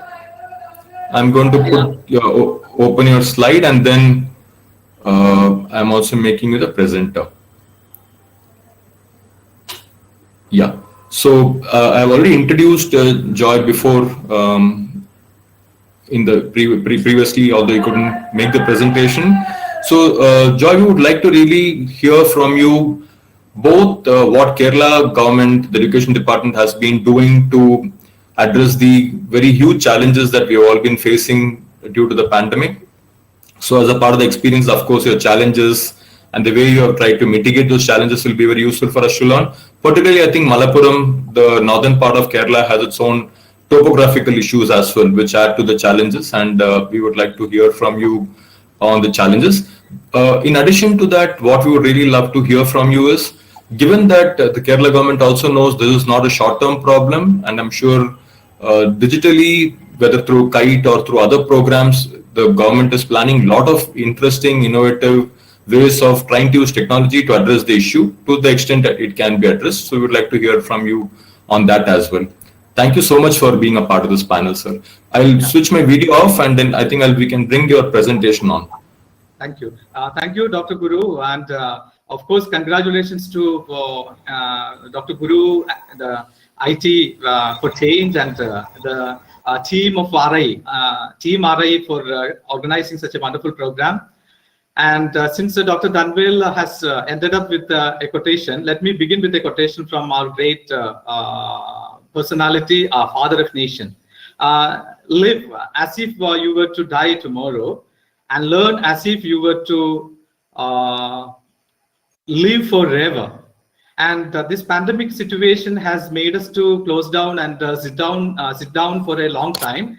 But now RI and IT for change has made a chance to see the world around and hold our hands together. So let me see, though Kerala is a small state, as Dr. Guru was telling, we were giving priority to education, giving priority to health system.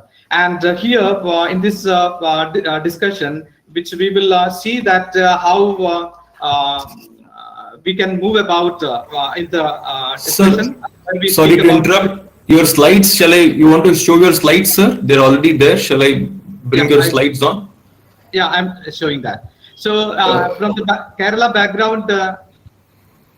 background, which you will see that we have one infrastructural facility for the online classes that is called as First Bell under KITE. It's called as Victor's channel. So Victor's is versatile ICT-enabled resources for school students, and it started in 2005, wherein all the students can have learning facility through this channel, and the channel works from morning 6 o'clock to night in the 11 o'clock. That goes about some 17 hours a day. So the access is completed with 80% of households are shared by covered by this particular channel. So we have the durations of classes from 30 minutes to 2 hours, just like our friends yesterday in Kenya and in Philippines, they had the same thing. So again, we will see that we have a structure called the KITES. So Kerala Infrastructure and Technology for Education, a government establishment which will look into, which will see that how these resources can be developed inputs for development in the infrastructure as well as for the online mode, where we will have high-tech educational system in the state, and e-learning satellite mode of learning is supported and maintain the online mechanism. So that is how this KITE functions, and it has spent crores of rupees for developing the infrastructural facilities. Of course, we have other interventions management system called Sampurna and Samedam, which will see, which will look into the infrastructural facilities, which will see that how this academic as well as data capturing for the whole system in terms of the total strength of the students, the teachers, and how the facilities are maintained, etc. So this Samedam and the Sampurna will see that data capturing system is enabled. And of course, there is another software or system repository called Samagra. So Samagra will see how these online resources are available. So from standard 1 to standard 12, all the materials are available for the learners. It's in the public domain, the public can make use of it, and the learners can make use of it, and teachers have got their own individual ID number, and with that they will download the materials, they can upload the materials. So in the 4 instructional mediums like Malayalam, English, Kannada, Tamil, the materials are available in a Samagra. And of course, as a part of our educational rejuvenation mission, we have a program called the High-Tech School Program. So wherein we have developed around 45,000 classrooms with implementing in 4,752 schools in the government sector as well as public education system, wherein the facilities are improved. They have got a web camera, DSLR camera, then mounted projector, then high internet connectivity, etc. So that will enable the system to go ahead and make the learners get into this access of quality education. Of course, SCRT has got its own role to implement for the development of the educational materials, monitor the material or the before air the software classes, SCRT gets a monitoring aspect. And of course, the DIET is another institution, District Institute of Education and Training, which will go into this aspect. And my own DIET has developed an audio recording studio for recording the materials, audio materials for the learners. Gradually, we will go for the studio system for the video recording. And we have developed an online, what is that, an evaluation app for the DLED, that means the teacher trainees. So various diets in Kerala have taken the role to undergo or make materials, prepare materials, develop materials for the progress of the country or the educational system. And of course, we have got the art education, physical education, and work education. And there also we prepare materials and we develop that. And subject learning proficiency groups are developed so that the teachers will be ongoingly supporting the learners. And we have created a home lab system. The students will have labs in the house itself. So school at home, that is the concept which we have. And that also is another thing. And Samagra has developed a lot of learning materials, just like booklet model worksheets. And that is given for the assessing the learners and get the learners get involved. So people might say that there is no socialization, there is no interaction between the teacher and the learner. But our teachers used to go to the houses, check their notebooks. Even in the pandemic period, the worksheets are collected back so that the assessment is done. Again, there is a CWS in children with special needs. They are focused with the whiteboard activities. That means they will have special adapted materials and online classes through the special educators, and twinning program is done with the 2 districts, special education children. So they will have interaction. Of course, there are materials prepared for the tribal students wherein they will have in their own mother tongue. Adiya, Paniya, then Katunaika. Ethnic groups are given support materials through Maravilpu, that means a rainbow flower, a name is given for that. So the Samagra Shiksha Kerala has given support for the tribal students too. Again, the Gotra Bandhu teachers are appointed, and they will be ongoingly looking into the tribal learners and how they can be incorporated, brought into the learners. And there are a sufficient number of ICT trainings both through Samagra Shiksha Kerala and DIETs. And General Education Department have undertaken the ICT training for the teachers. So some about 85,000 of teachers are trained in the state. Of course, there are also school-wise interventions, and DIET has taken a special intervention called the District Center for English, and Dr. Mohan Raj, my teacher, he is present here, and 20 years ago he had given a support for us, and I was his student at that time. And that District Center for English is functioning now, and we have last pandemic time, we have thousands of teachers are trained through the District Center for English.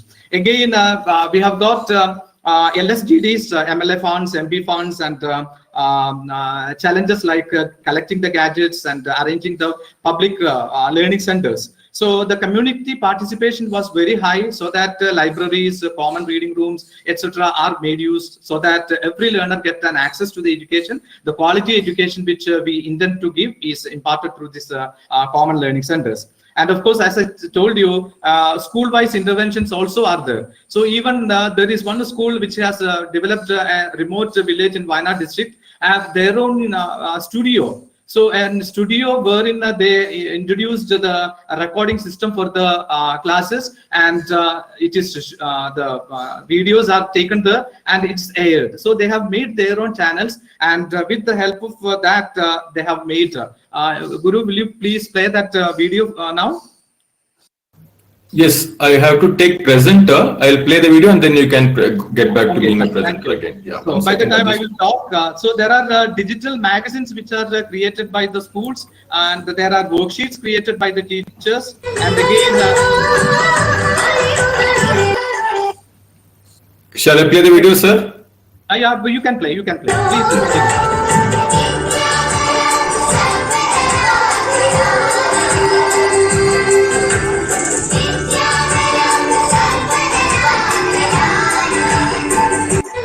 Okay, Guru, thank you. So this is how. Okay, this is how we have made, even single schools have made attempts to create materials. So worksheets, learning interactive inputs materials are created. Of course, parental awareness programs for counseling for both for the learner as well as for the parents are also done. So there are a lot of shortcomings. There are a lot of possibilities. There are lots of challenges. So we'll have to strengthen the diets. We'll have to go for a ham radio system for the remote areas. We'll have to prepare multiple apps for developing the thing. There should be teacher professional development, which some of our teachers will be speaking in this thing. And a curriculum revision is required according to the online mode. So a learning management system has to be developed and improved. So 100% access and quality is to be ensured means there will have to be a lot of efforts from the part of the teacher as well as from the public and the department. So a socialization can be solved. The issue of socialization can be solved, and the responsibility of the parents will be improved, and the tribal belt where we will have to go from standard 1 to standard 12. Okay, so lot of materials we require to have from the tribal area. So this is what I want to say in within this 10 minutes. So thank you so much for giving me this opportunity. Sir, one small request. What are the specific plans also would you like to elaborate a little bit more? For your 1 minute more, that's why. That's why I said maybe very remote areas, hilly areas where they don't have access, the ham radio will be able to be learning strategy, and the diets can have a little more involvement. What is that? Taking the leadership, giving the audio video materials, preparing according to the regional specific and cultural specific. Of course, multiple apps which we have created for our DLED students, means the teacher trainees. In the same manner, there can be for the schools and the school-wise assessment apps for continuous evaluation. Of course, learning materials which may be according to the curriculum adaptation, means the course books adaptation is required, and as a result the learning outcome will also be modified. That is required, because the evaluation has to be balanced, because our state have conducted the public examinations, and even the evaluation of the papers are completed, but it's a very strenuous job for the teachers to value the volume of the answer scripts and the answers. So some online platform evaluation will be helpful. And of course, this learning management system, which is suitable for this particular curriculum, will enable us to have a nice quality educational implication in the state. That is what I wanted to say. So once again, thank you so much for giving me this opportunity for Professor Ravi and the team members here. Thank you so much. Thank you, sir, for your wonderful sharing of the work that's being done in Kerala and of the several initiatives that have been launched. And it was also happy to note that diets are playing such an important role in reaching across education to children across the state. Thank you so much. So we'll have questions for you, I'm sure, in the question answer session. I would like to go to the next speaker, who's also from a diet and who's again a veteran teacher educator in the Indian education system, Dr. Jani Reddy from Diet Rangareddy district, which is and is based in Vikarabad. Telangana is the among the youngest states in the Indian Union, and one of the important things that Telangana enjoys, which other states may not enjoy, is a surplus power situation, which is a very important requirement for any technology intervention. But power is, of course, a small aspect of the entire thing. The pedagogical aspects, the content curriculum aspects, these are things that we would like to hear from Dr. Jani Reddy, because he has been wrestling with these ideas even well before the pandemic. But the pandemic, I'm sure, has posed challenges for him, his diet, and for the system in Telangana. So would like to hear from you, sir. Again, challenges, experiences, and how do you see the next year going forward? Yeah, thank you, Guru sir. Thank you very much, RIESI, for this wonderful opportunity. I welcome all the members who are there on the online and offline. Pandemic challenges and possibilities during this pandemic. See, let us see how it has affected.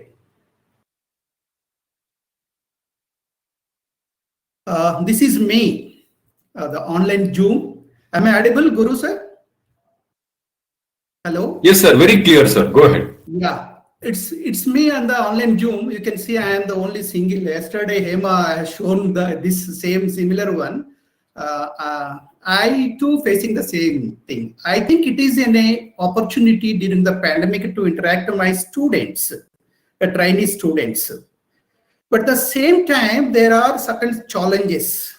We both had to, staying at home, the students and myself, and there is a lot of disturbances even, and students are not responding. I don't know how about the other classes. My student teachers are from rural area, and they never respond that much easily.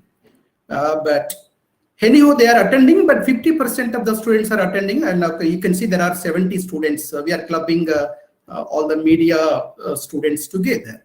So these are some of the problems, and at the same time, this online session helped us to interact with my students, and also I invited different people from different parts of the country and the world.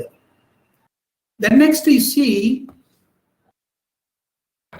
this is the Padlet activity I am using. This is one of the tools which is helping us for my trainees and myself.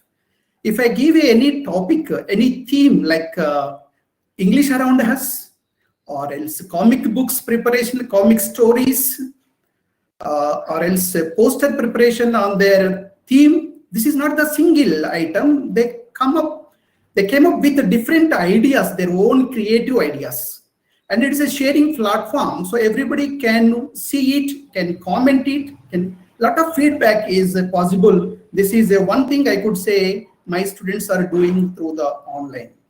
It's asynchronous, we can do it offline also. Remote learning, this is another one. My student trainees could get access to from different parts of the world. You can see here, she is a teacher educator from Argentina, Susan. And here she is from Pakistan, another teacher educator. And here from Palestine, Gaza. It's a wonderful, we had so as I have some connection with all these people during the online and before that, so that I could invite all of them to interact with my student teachers. This helped them to broaden their view towards education, and also they are becoming a global citizens. And I can say this is they are going beyond the syllabus.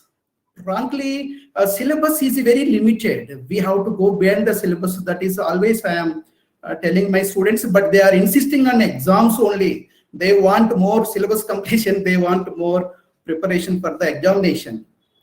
So this is, for me, during the pandemic, for the last 1 year, I have been attending webinars, live sessions, conferences.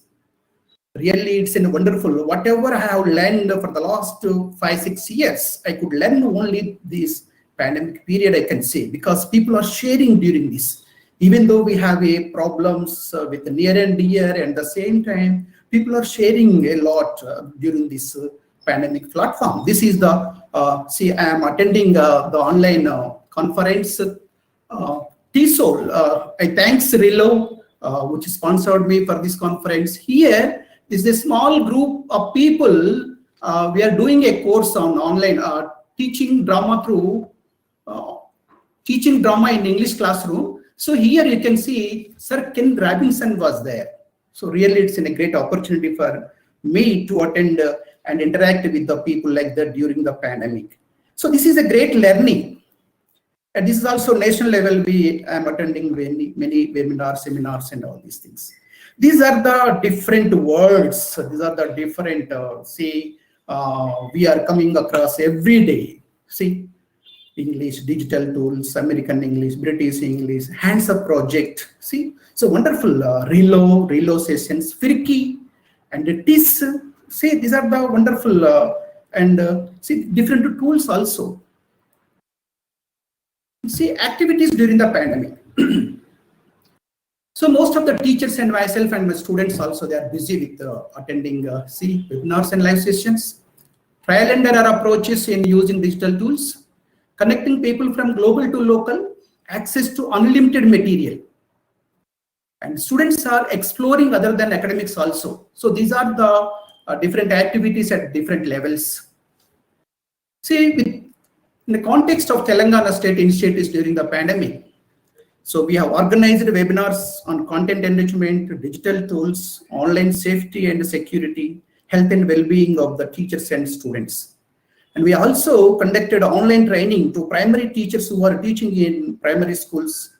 So with the help of the Ajim Premji Foundation, it's a wonderful program, nearly more than 2,000 teachers trained during the pandemic event.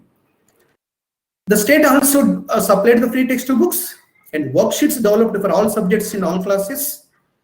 And textbooks with the QR code also helped the children to explore more information during the pandemic.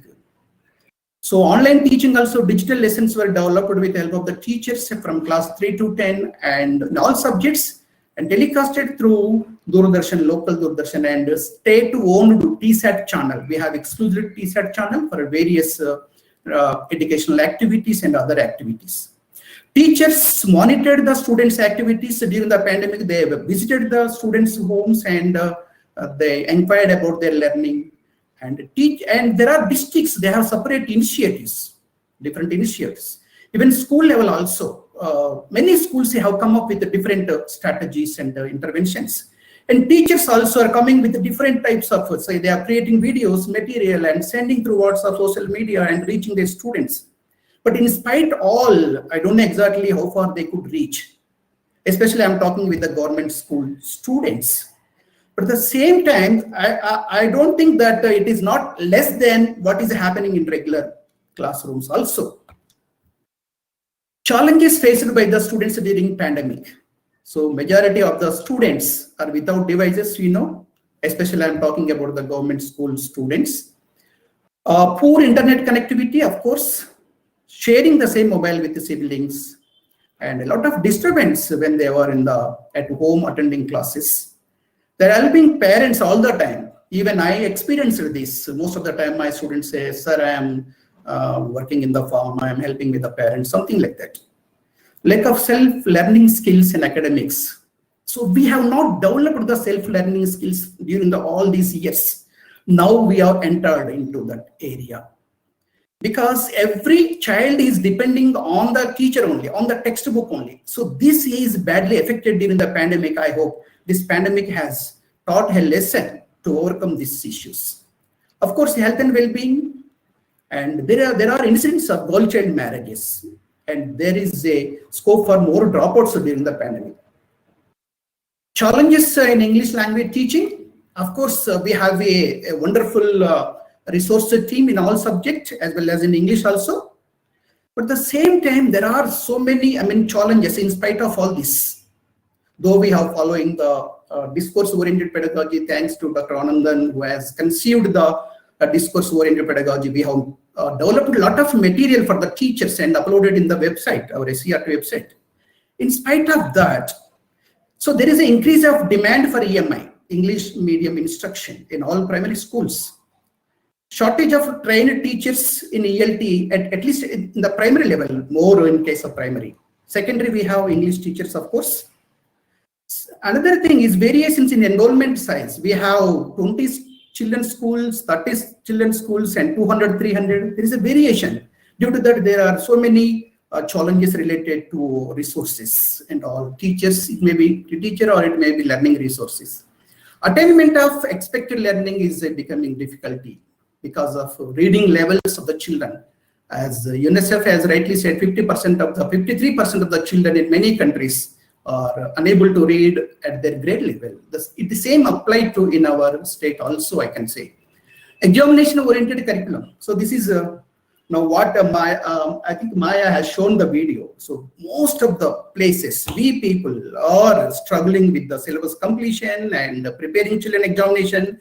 That is why we are lagging behind in learning the language, I can say strongly. And another important area is weak pre-service teacher training. For one government college, we have 20 private colleges in our state. There are more than 200 colleges in teacher education. So there is a shortage of teacher educators. There is a shortage of monitoring also. Lack of sustainable and need-based in-service training, shortage of research-based practices also. There is a weak link. Poor academic support and monitoring, top-down approaches, less attention towards CPD. Post-pandemic interventions to achieve SDG by 2030, Sustainable Developmental Goals. Education is one of them. The fourth one, quality and equity. How do we achieve it? So we should have a new perspective, whether it is a pandemic will continue or it will be face-to-face. Our perspective towards children learning and their emotional well-being should be changed. Shifting the focus from examination to learning. Academic linkages with local universities is more important. So we are now working isolated. There is no linkage. There is no support, monitoring properly. And mentoring, of course, the new education policy, of course, do something in this area. Teacher agency in research, innovation, and CPD is more important one.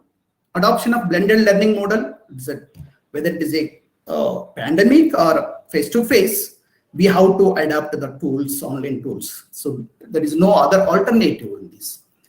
Need-based online training to teachers. I think instead of face-to-face, we should have on MOOCs or online. Sir, another minute you have got. Can you wrap up in a minute, sir? Yes, sir. So post-pandemic interventions, delinking examination, digital divide, access to reading material is one of the area we have to concentrate. Allocation of more time for English, that is one of the area. See, these are the areas where we can get a lot of resources. I think reading 400 words developed by eFlu and English around has videos. But most of the teachers not aware of it, and the government also not concentrating and supplying all these to schools. These are the important areas. And my argument here is we should consider permaculture model in teaching. Permaculture is permanent agriculture, where you have to give more importance to soil. You have to understand the soil nature. So we have to work with the nature. We have to protect the nature. If you want to protect the nature, if you want to have a good food, healthy food, we have to follow permaculture. Similarly, if you want our students should learn, so we should follow the principles of the permaculture, like we can integrated approach. So instead of teaching different subjects at primary, we should go integration. So we have to save the world even from all these happening due to this explosion of internet, all these things. And so fertility of the soil, like that, we have to improve the children competency, children's emotional well-being, so that they will participate.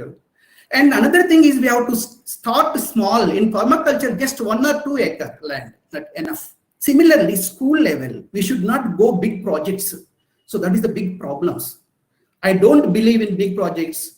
So just school level, mandal level, so divisional level, if we have innovations, definitely it would be more useful for the students, not only learning in English language, but also in all academic aspects. Thank you very much.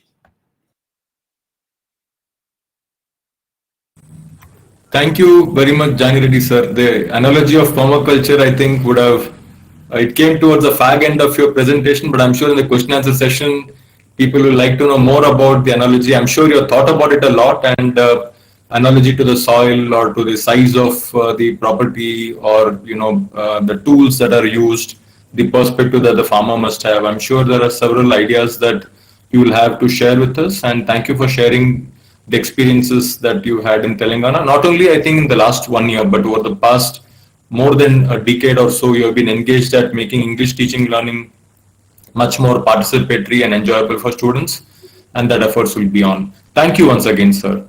I'll move to we have 2 more speakers, and we are at 12:40 now. I think we may need to take 5-10 minutes beyond the time of 12:20, but let's try to give more time to the discussions. But thank you all for a wonderful set of presentations. We'll have Dr. Ravi Narayan as the next speaker. And Rakesh sir, can you make Ravi Narayan sir the presenter? So, Ravi, of course, there is no need to introduce Dr. Ravi Narayan because he is very well known to all of us as one of the co-organizers of this particular conference itself.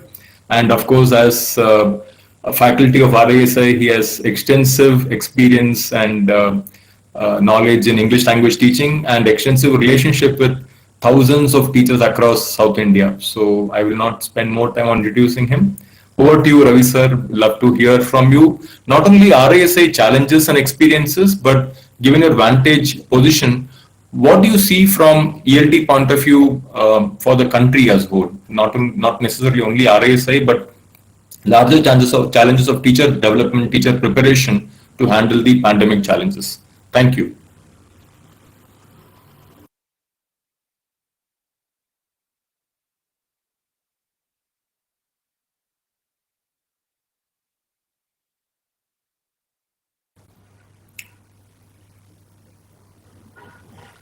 Can't hear you, Ravi. Are you speaking? We are not able to hear you yet.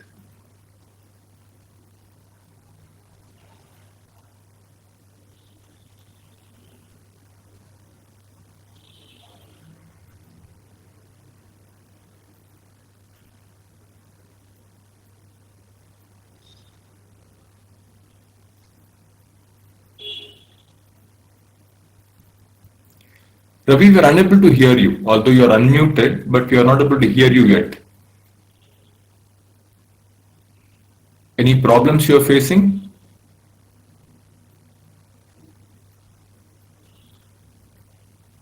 Rakesh sir, are you able to hear him? I'm not able to hear Ravi sir. Are you able to hear him? No, we have lost the screen as well. I think he's trying to re-log in, sir. No, he's there. I can see him on the list and he is present as moderator and his mic is also on. Yeah, mic is also on, but we have lost his video screen and we can't hear him as well. Yeah, we can't hear him. Can I request a support team member to contact Ravi sir and find out whether we should wait for him or we can go to the next presentation and then we can, his video is on now, so I'm hoping that we can hear him as well. Yeah. We can't hear you. Can you speak louder? Can you check your input settings? We are not able to hear you. We can see you, but we can't hear you. Yes, sir. We can see you, but can't hear you, Ravi sir.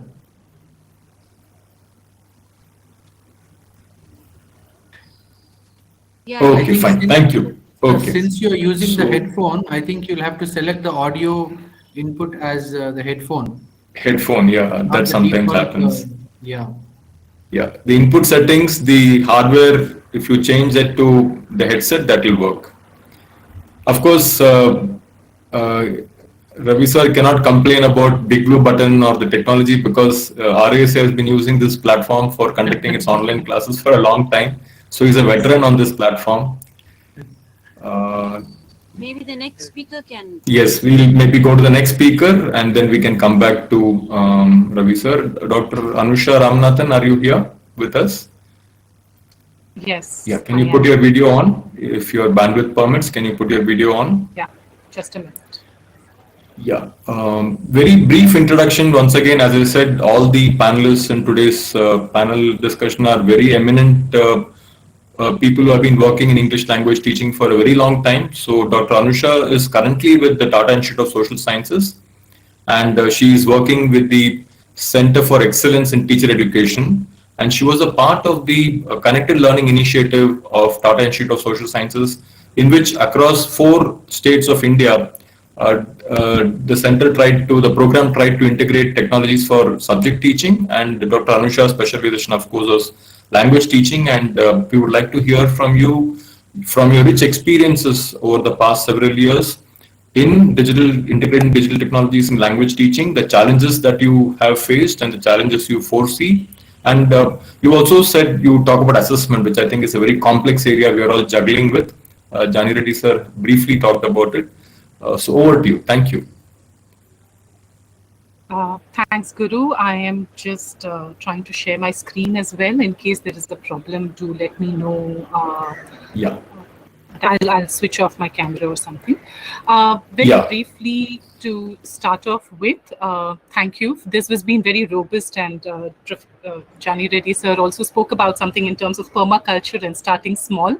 I hope to continue from there in terms of trying to figure out what we can do in terms of the pandemic times and what people have been doing to a large extent. So the first aspect is something in terms of an IT web quest.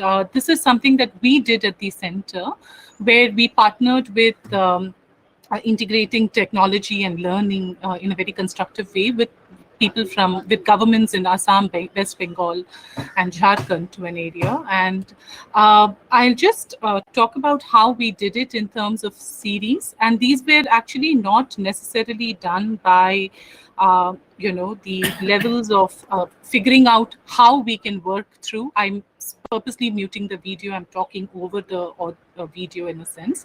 But students were connected through their teachers. They had a research question at hand where they had to select a communicable disease. They selected it. They then had to research. We made available people who could be on phone call with them to answer some of their queries. Then they researched and presented in languages, Bengali being the language that was there, but also Assamese. And then each of them came up with their own ideas, and they also created quizzes for the participants that could be shared, and so that participants would learn. So the entire process was very constructivist, where the students were creating their own knowledge, where they were focusing on elements that worked on looking at these, pieces, researching in their local areas using digital tools, or even just a pen and notebook in a sense sometimes, and then presenting it somewhere, either themselves or going on to some of the community spaces and being able to share with their teachers, and their teachers helping them present it because of technology issues. We must note that the rural areas were able to facilitate quite a bit more in terms of, being able to move more than urban centers, and that really helped in some of these kinds of reaches. And the most important part was that the students were testing each other for the learning as much, it was not just a teacher intervention. So this is one example of how we can make use of technology in a very constructivist mode. Google Forms are another aspect, and I'm just trying to talk about how different teachers have come together to use Google Forms as a learning tool and as a teaching learning tool, and not just as an assessment tool.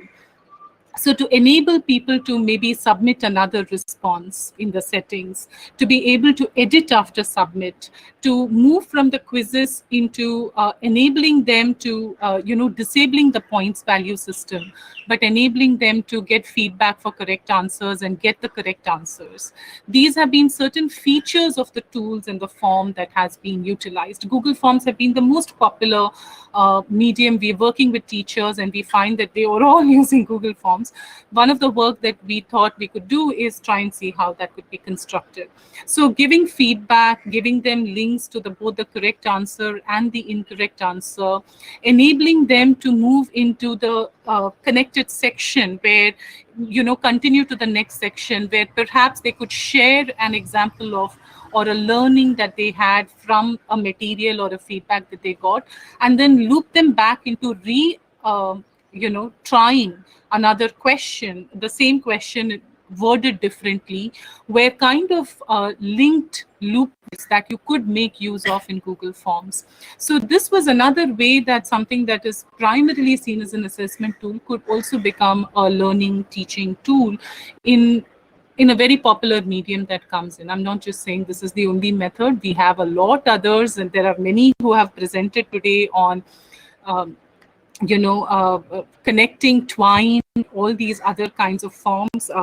Jani Reddy sir talked of Padlet, but this was the elements that they featured on. Another, and I'm conscious of time, so to condense.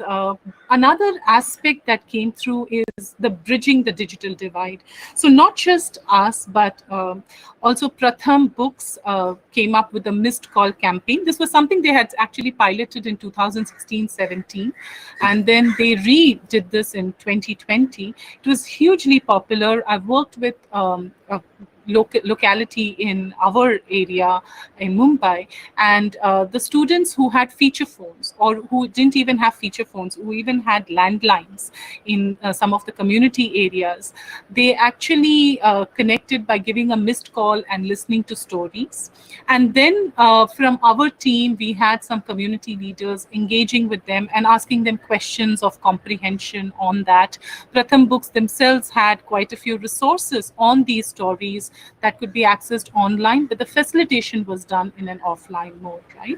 So the community leaders could engage online, but then the students, the beneficiaries, would engage completely offline.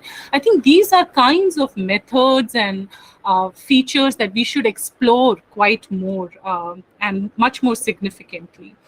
I am going to look through, and I was hoping to share a few more points, but we would look at the fact that, how the schools and panchayats have repurposed their finances and also their spaces. I think we need to understand how we can build more community spaces. In this entire social distancing, as we call the social distancing element, we realize the value of community. And we can use some of the underutilized spaces, the parks, the other elements, and see how we can repurpose it. There have been attempts to use print materials. I think Joy sir was talking about how Kerala also reached out and ensured the kite, etc. But also the fact that inclusive education and because students who were challenged, disabled, and all of them, they had to reach with special materials. And there was attempts to reach those materials to them, but also in places like Goa, for instance, where internet is an issue, migrant labor force is a huge concern. It's huge there. And so they had feature phones at the most. So then print materials were reached out to, and teachers sat down and wrote handwritten instructions on those print materials with drawings, because the parents might be illiterate. So how to enable the parents to understand how much time to allow for the child. The timetabling that Maya showed in her presentation being also reconstructed using just the clock figure and looking at the time to indicate time, because they may not read and language might be a problem. Konkani, Hindi, English, Marathi, but there may be migrants from Telangana who would speak Telugu primarily and could not read the other scripts. So how could they do it? And they use drawings to give those instructions. Door-to-door canvassing occurred, and some of you as teachers may have done this as well to ensure that dropouts did not occur, to find out if migrant children had access. And some of the teachers that we heard from actually said that while the school could not accommodate, they themselves out of their own pockets spent money in ensuring that some of the migrants who had returned to their home bases were able to be included in some kind of exposure to teaching materials. Some of the teachers in some places have definitely looked at MDM, the midday meal scheme, home delivery was mandated by some of the state governments, and Karnataka in some places, in Kerala, in Chandigarh, and they connected that and ensured that there would be some learning that they could also club with those kinds of deliveries. There have been webinars that have streamed. For instance, the Chhattisgarh the state government was streaming webinars. Telangana, Jani Reddy sir just spoke about. But these 40-minute lessons had some of the sessions, I'm not saying all, but some of the sessions actually had a pre-task that listed something that the students should do prior. They had WhatsApp groups that the teachers were facilitating while the webinars were in the mode. But even during the webinars, there was a pause and think kind of a question. So what Maya pointed out in her video, if we could have something that says, pause, now think, even that in that sense of instructional design, thinking was something that people did come up with. And synchronous calls, definitely something that everyone has spoken, and we have faced it. Wait time has increased. We have to wait to understand, is someone on? Are they struggling to switch on their audio or video? And giving that space and time definitely has been a tolerance issue, and has hopefully added to our values of inclusivity, but also enabling emoticons, using thumb up and down, or simple aspects of these kinds of synchronous sessions has been a learning experience, and different teachers have innovatively used it differently. Phone calls have been used extensively. We have just been hearing from Chhattisgarh teachers about how often they have a YouTube video that they could look at, but they're also calling up students and trying to find these conference calls of getting students on feature phones to teach them certain aspects, using certain tools of the Eklavya model principles of learning by doing, and giving them those kinds of tools that come in. They're engaging with community, college students in that community, or someone who is slightly educated in that community space, to facilitate in the remote setting, but facilitate in that small group learning experiences. So these have become additional tasks for teachers. And obviously it is difficult, because now they're teaching a facilitator, they're teaching a student, they're communicating with parents, they also have their administrative aspects, the headmaster, the school responsibilities, their own personal health and human responsibilities. But these have been experiences and affordances that have come through. Another is the fact that the alternate academic calendar and the element from the government end Anusha, you have a minute more. Anusha, a minute more, so stargazing. A minute more, so... Yeah. And focusing on the learning outcomes and not the syllabus. And then also, as Jani Reddy sir said, focusing on SEL. So I would like to end my presentation really with these questions on miles to go before I sleep, in terms of how do we repurpose the mobile phone as a learning device by ensuring that technologies don't go through, switching off notifications, etc. How do we leverage feature phones and not just smartphones? These are definitely a key idea, as people were saying that students don't have access to smartphones. So how do we do that? And what else can we leverage? And so these are some examples that we have come across in our own readings, but I thought we could remind ourselves. The walls can be used as textbook materials. People have written entire textbooks on walls in some villages. The loudspeaker, as one of the headmasters pointed out, can be aspects. And I'm sure there are many more strategies. So if we can collaborate and come up with strategies to ensure that the students become everything that they can, it would be wonderful. So these are some principles. Over to you, Guru. Thank you so much. That was I think, very rapid presentation. So I wish we could have given you double the time that we were able to give you. But I'm sure there will be questions for you after we finish with Ravi's presentation. So Ravi has already put his video on. You're already presenter, then you can just go ahead. Yeah, can I have the slide, please? Yeah, I'll share the. If you're a presenter, you can select the slides already uploaded, so you can select them. If you're a presenter, you can do it yourself. All right. Just click on the slide share. Yeah. If you click on the plus, you will see your slide, and then that's fine. We can see your slides now. Yeah. Can I make it full screen? Yeah, you can do slide share. Yeah. All right. Good afternoon. We are still seeing with the side pane. You can do slide full screen, then we can see it bigger if you want. Yeah. So how do I do that? F5, just press F5. That usually does it. Yeah. No, Ravi, since your presentation slides are already uploaded, maybe you can see that. I think that's what. Yeah, use it. Please go ahead. Right. How do I go to the next slide, Guru? I can do that. All right. Thank you. Good afternoon, everyone. I think it has been a long discussion. I'll try to keep my talk very short. Thank you, Guru, for such a wonderful moderation.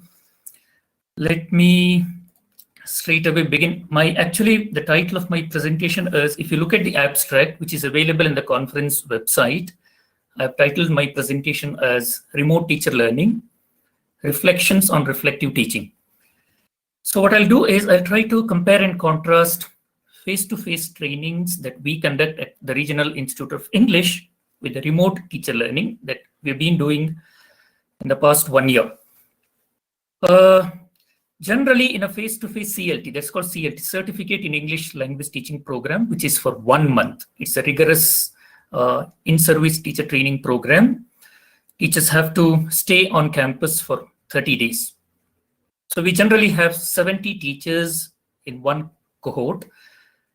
What we do during this 1 month teacher training program is that we have input sessions, and then we have individual presentations where teachers will have to narrate stories, present journal articles. They'll have to read journal articles, make presentations on them, and then they'll have to conduct practice teaching sessions. They'll have to teach for about half an hour to the peer group. And then they also get access to library. There are some library tasks, assignments. They practice phonetics, pronunciation in the multimedia language laboratory. So every day they'll have 6 hours of class on campus. And then we also carry out continuous assessment through presentations and other tasks, and we give individual feedback. At the end of the course, we conduct oral test along with a written test. And we have started creating WhatsApp group as well. Now, all of these things we're also able to do online during remote teacher learning program. We had 125 teachers in every cohort for our online teacher training program. And we had almost all these sessions, even in an online program. In addition to those, we also had peer mentoring sessions, self-study groups, and it was 2 hours of input, either in the morning or in the afternoon, depending on whether they're primary or high school teachers, and then 2 hours of self-study every day. And then we had discussion groups on Moodle. I have to mention the support given by IT for Change, headed by Gurumurthy. So with their support, we were able to do all these online. So there were discussion groups on Moodle, and then we did continuous assessment, including pre and post tests. We conducted online tests, and then in addition to WhatsApp, we also had Google Meet as a backup for individual presentations. We have used Google Forms, Padlets, and they also sent their lesson plans by email. We checked the lesson plans. We had individual discussions with the teachers, and they also were able to share audio and video recordings. So I don't see much difference between face-to-face teaching and remote teacher learning that happened. In fact, this is one of my observations. Still, at the end of the online teacher training program, we asked most of these teachers, do you think in normal circumstances, face-to-face 30-day CLT training at RIESI, Bengaluru would have been better than the online training? So almost 74.6% teachers said, yes, we would like to go for a face-to-face teacher education program. And when we asked why, these were some of the reasons given by the teachers. We can utilize more time in communication, discussion, some healthy arguments, and then we can personally understand each other. So different cultural community will grow. And then others said, definitely face-to-face training is better than online training because many tasks are there. If we are in one place, it means we can, I'm just quoting them, we can discuss and do the given task successfully. Moreover, participants can understand each other, so it will make the class lively. And then all the teachers will get opportunities to participate in all the activities. And then one teacher said, I might gain a lot of experience by doing group activities. We could have good interpersonal relationship. Right? Yeah. So it's all about, I think what the teachers are trying to say, whether it is online or face-to-face, what they're trying to say is that we have to build a learning community. So you can look at this like this. I mean, in the morning, Dr. Dhanawel spoke about teacher beliefs, teacher attitudes. So if you say it's just about building a learning community, that is one way of looking at it. It's just about building a learning community. Or if you say it's all about building a learning community, and that has other implications. So I think it all depends on how we look at this. building a learning, is that really significant? Or do you think we can do it on one-to-one interaction in breakout rooms? And we'll have to analyze, understand this. So this also supports Vygotsky's theory. Vygotsky stresses the fundamental role of social interaction in the development of cognition. I think, again, referring back to the plenary talk we had in the morning, where Dr. Dhanavel said, teacher cognition develops by interaction between teachers. So cognition and teaching are interrelated. These were the statements made in his presentation. So I think it's important to develop a learning community so that they develop higher order skills. So Vygotsky believed strongly that community plays a central role in the process of making meaning. Right?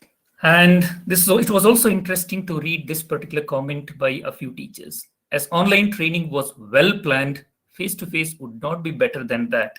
I really like this statement. Any online training that is well designed, well planned, it's almost equal to face-to-face. It will not be, face-to-face training will not be better than that. So we have to really think about it, how to design an online training program and make it quite an engaging kind of experience for teachers. Right. So these are some other findings. Like, I think there is a slight mismatch between what we did and what the field reality is. In the sense, online training that we conducted, it should ideally lead to online teaching back in schools, which should result in online learning. But unfortunately, that didn't happen to a great extent. So we provided them hands-on experience in using digital resources, familiarizing them with digital pedagogy, what resources are to be used, how can we design activities online. All these, I think, teachers got a very good idea. However, remote teaching and learning happened at the state level through television, radio, and home-based packages, like through worksheets, textbooks, and other print materials. So I think there is a slight mismatch between the kind of training we gave and the kind of teaching they did back in the school or back from home. Because if you have to engage children on a television telecast lesson, broadcast lesson, then I mean, that is a different thing. If they have to listen to a radio lesson and then understand the concepts, develop language skills, that is a different thing. So I think teachers need a lot of support in those areas as well, and preparing worksheets, sharing them on WhatsApp, how to use WhatsApp for learning purpose, teaching learning purposes. Yeah. So that is one thing we'll have to reflect on. And some of the main challenges we faced during the training were, for example, many teachers said they had issues with access to internet, devices, and apart from that, there were issues with uploading assignments, completing the assignments within the timeline given. And teachers' well-being was also one of the issues. They had to balance schoolwork as well as attend training sessions, complete all the activities. And then in every batch, almost 10 teachers dropped out. So we need to see the reasons. Why were they not able to complete the course? And then let's look at the impact of school closure. How did the training impact the teachers, because they were not able to go to school for one academic year, right? So in a professional learning cycle, this is what should happen. There are 3 stages. We encourage teachers to reflect on their experiences, on their classroom practice, and then they learn, reflect, learn something new, learn about pedagogical issues, develop skills, classroom management things. So they reflect, they learn new concepts, they gain new ideas, and then they act. They go back and try to implement. Now, what has happened is, so we made them reflect, and then they learned quite a lot. But where did they get opportunities to act, to implement? So that is a question. Many of them during the training, end of the training, they came out with some action plans. For example, this is what these teachers said. Usually we ask our students to introduce themselves in a few sentences orally. Now, after the training, I'm going to make it in a written format along with their photos and paste them on the walls as visible to everyone. I got this idea from the Padlet post. So they'll create a similar Padlet in the classroom on the wall. That's an excellent idea. And then other teacher said, I want to introduce 1,000 high frequency words. I would like to use Audacity for improving students' listening and speaking skills. And I want to present reviews of any book students have read. I would like to implement my action plan to address classroom problems. I want to develop extensive reading skills in my children. I want to provide them opportunities to take online English proficiency tests, encourage collaborative learning. So look at this, their plan, their excitement to go back and try something out in the classrooms. But unfortunately, schools have closed. So if they reflect, learn something, they're not able to act, if they're not able to put into practice, then what happens? I think that's a big question. So effectiveness of any teacher learning program, I think we'll have to assess the effectiveness by looking at these three factors. One is access, were they able to access the program? And then their engagement, were they able to engage themselves completely? Were they able to actively participate in the program? And the third factor will be, what is the learning outcome of this course? What are the outcomes? Right? Yes. So, right. Thank you, Rakesh. So when I say outcomes, yeah, Guru, 1 minute, yes. So when I say outcomes, teachers' abilities to reflect on their practices, this kind of teacher education program should develop teachers' abilities to reflect on their practices, implement the training ideas and techniques in their classrooms, and help students improve their learning. That should be the outcome. So I think future way forward, stargazing. All right. So way forward would be to think of a backward design. And we'll have to think of a backward planning, backward mapping, designing the training program with the end in mind. What are the desired results of the training? So by focusing on the end result, we can work backward to determine what content students need to learn, how best to support their learning through activities and assessments, and how they will show whether they have achieved the desired results. So keeping students in the backdrop, focusing more on their needs, I think we'll have to design a training program. We'll have to change the training curriculum, training practices. So this instructional design process puts the focus on learning, especially higher order thinking, rather than on technology use or delivering instruction. Instead of starting with a digital tool or app and figuring out how to fit it into your practice, the backward design model will help us identify when and where to use technology to ensure students meet the end goals. I think that will be the way forward. Yeah, with that, I'd like to conclude my talk. Thank you. Thank you, Guru. Thank you very much. Yes. Thank you so much. Please keep your video on. I'll request all the panelists also to bring their video on. I have typed some of the questions in the shared notes. So request all the panelists to open shared notes. And since we have very limited time, I'm going to request the panelists in the same order, starting with Mayaman and then Joy, then Rebecca, and we can go in the same order, and you have maybe 2 to 3 minutes. Feel free to choose any of the questions you want to respond to. There are questions in the shared notes, and I also typed, I've not taken permission of the panelists. I've given their email IDs to all the people here in case they want to contact you. So please open shared notes, and if you want to add questions, feel free to add in the bottom. Over to you, Maya. Please take 3 minutes, 3 to 4 minutes for the questions. Yes, Ravi sir. Okay. Can you take away the slide, please? Yeah. How?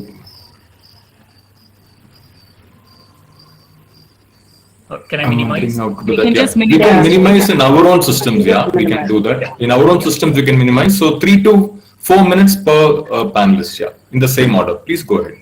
Okay. So thank you. Thanks to all the panelists who had very interesting experiences and to share. I found it all very, very useful and illuminating. I'm going to use the first question, Guru, that you have posted against my initials. What are the challenges to pedagogy in ELT online? Though I'm sure other panelists are also, would want to answer that. I think the biggest, challenges to pedagogy in ELT is, of course, teachers not knowing what to access. I think that's the thing. The short video clip I showed you, that teacher, she's a Bangalore-based teacher. She should actually have access to all the best technologies available. The thing is that the school has not supported her. The teacher herself has not figured out what is available. And so having a range of digital tools for ensuring student engagement, for assessing children's learning, for looking at how do you develop LSRW, all the listening, speaking, reading, writing skills, how do you use the digital technologies available? And many of us have actually shared some of the technologies available. For instance, an immersive reader is a great way to look at both listening as well as reading and so on. Padlet is a great, great tool. The teacher herself, she didn't know how to pronounce. Now, yes, we all don't have to know how to pronounce certain foreign words, foreign names, but you can actually just Google it. You can just check on pronunciation of such and such a name. That the poor teacher was calling Huey Erskine as Huggy. And the thing is that she was promoting a poor pronunciation. We're not talking about accent here. It's about pronunciation. You can use Edpuzzle for engaging within asynchronous classes. And you can use Pear Deck and other Google Forms, etc. for assessment. So there are lots of ways in which you can engage in children, get children engaged in their learning, as well as checking on assessment. And I think the biggest challenge is that teachers have not had access to the array of tools. One is having an access to array of tools. The other is planning properly. I think the planning is, Ravi in the last slide talked about backward design. You have to be clear about what do you want the children to learn. And based on that, you plan. Is it going to be a synchronous class? Is it going to be asynchronous? Is it going to be blended? And yes, TV channels and beaming lessons, that has very limited options, partly because there's no teacher engaging with the children. Eventually, while children have to do the learning, if you look at constructivist approaches, the thing is that teacher has to guide and enable that learning to happen, and TV does not allow that to happen. So I would think that teachers need to have access to the tools available and the wherewithal to plan for meaningful learning experiences. So I'll just stop there.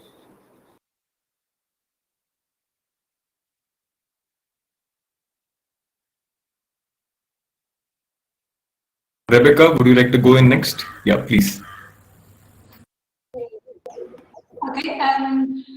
Yeah, I think talking on the same kind of theme in terms of blending online and offline. I think, there's been we talk about the new normal, and it clearly is a new normal. This was the direction of travel, moving online, incorporating more technology.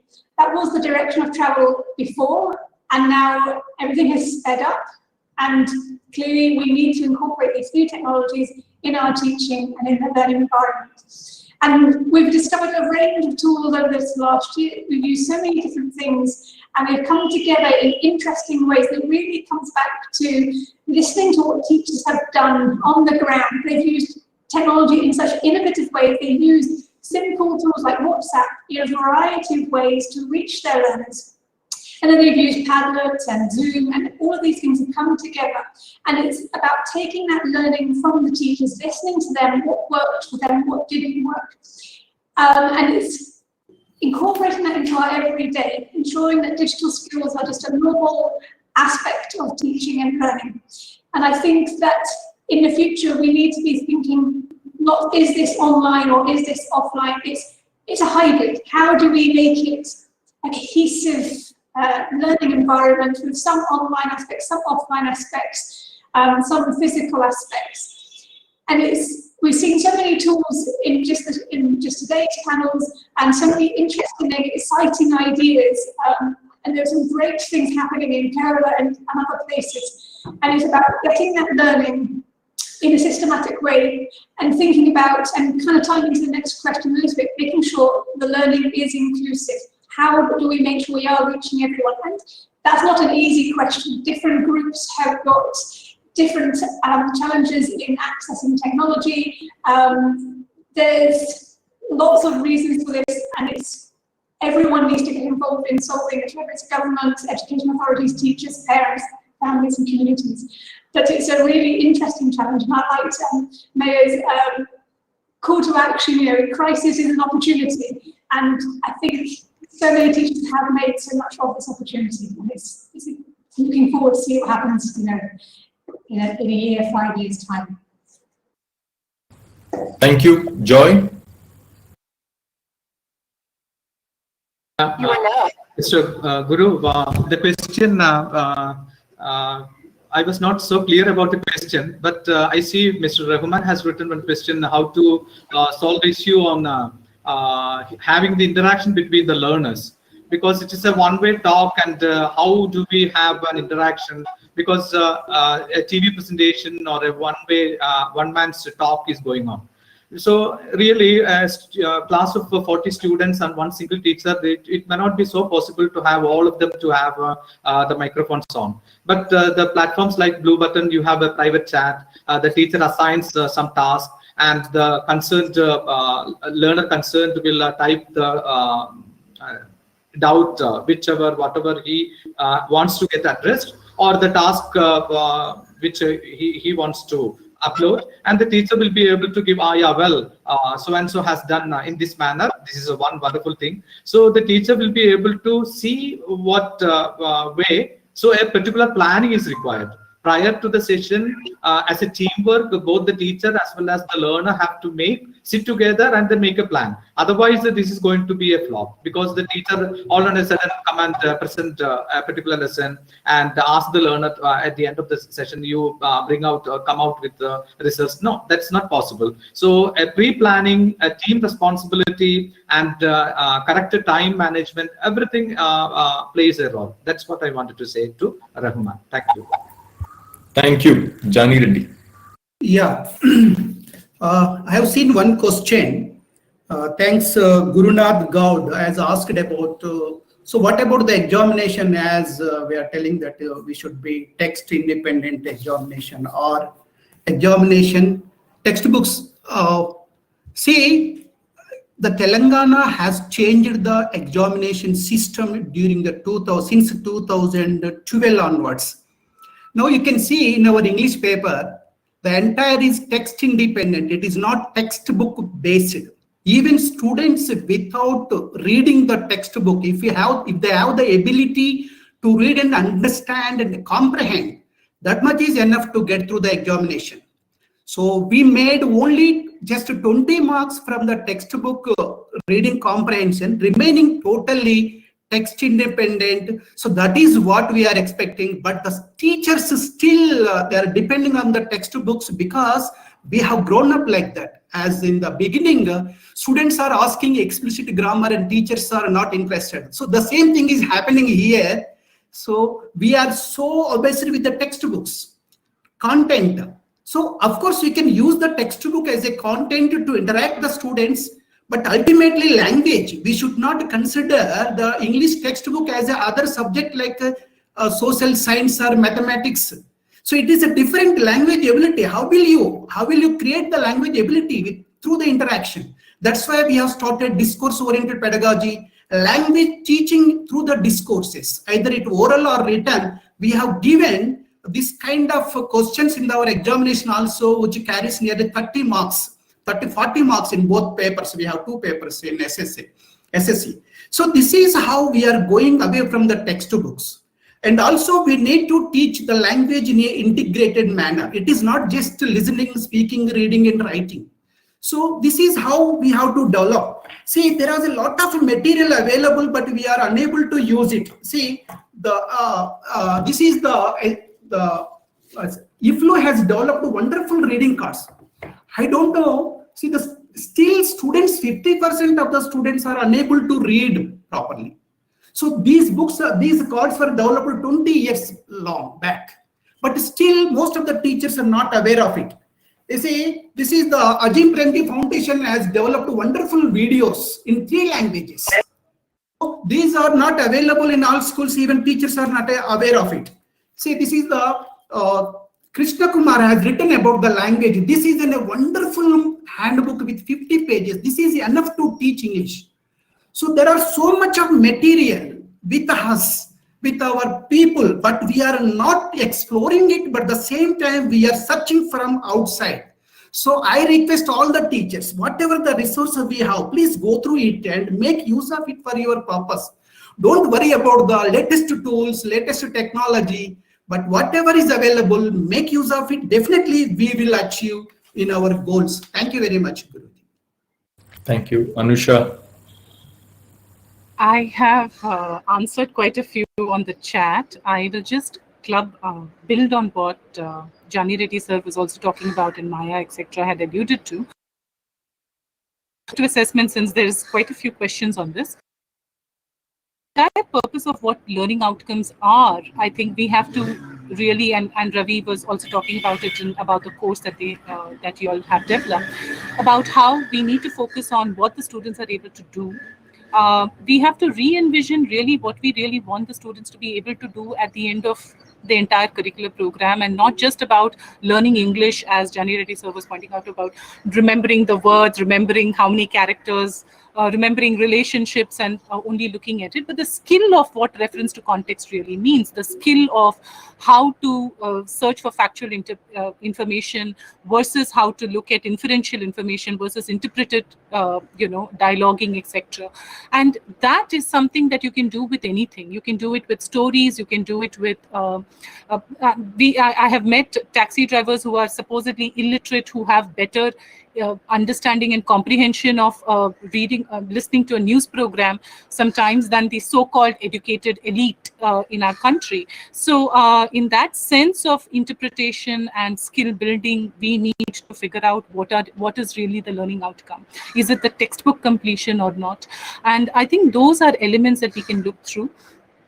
Yes, as Vinayda Raju sir and others are saying, there could be others in terms of the material availability and access themselves, but these are other available means. I think a lot of us in this COVID-19 times, the benefit has been that so many of us, including British Council, has made a lot of the resources which are, are in closed doors and behind closed doors available and open to us to use, reuse, adapt, modify, and so on. And there have been ways of using it. So while, yes, there may be the wrong users, the incorrect users, the attempt to do this, even if it is with incorrectness, the attempt is the pathway, I think, to enable them, allow them, and over a period of time, hopefully they will learn. I think the process will come through. So we have to reset our mind about what assessment should be, what learnings could be, and learning outcomes could be. Perhaps that's my key point. Yeah. Last but not least, Ravi. Yeah, I think the question was, why were the teachers not able to practice online teaching?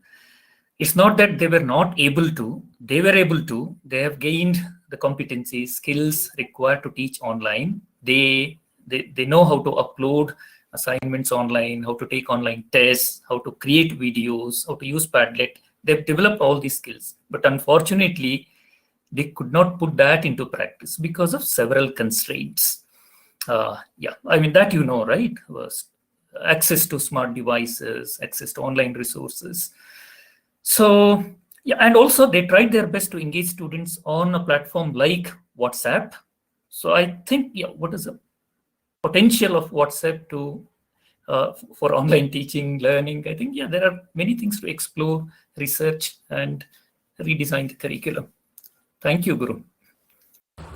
Thank you. It's 1:27, so I won't even attempt to summarize what our brilliant speakers in this panel have spoken about. I think challenges have been explored, but in addition to that, the possibilities that exist are also mind-blowing. And thank you all. Thank you for your wonderful presentations. And I feel sad and bad that we could only give you the time that we gave you, because I'm sure if it was trebled, you would have so much more to share with us.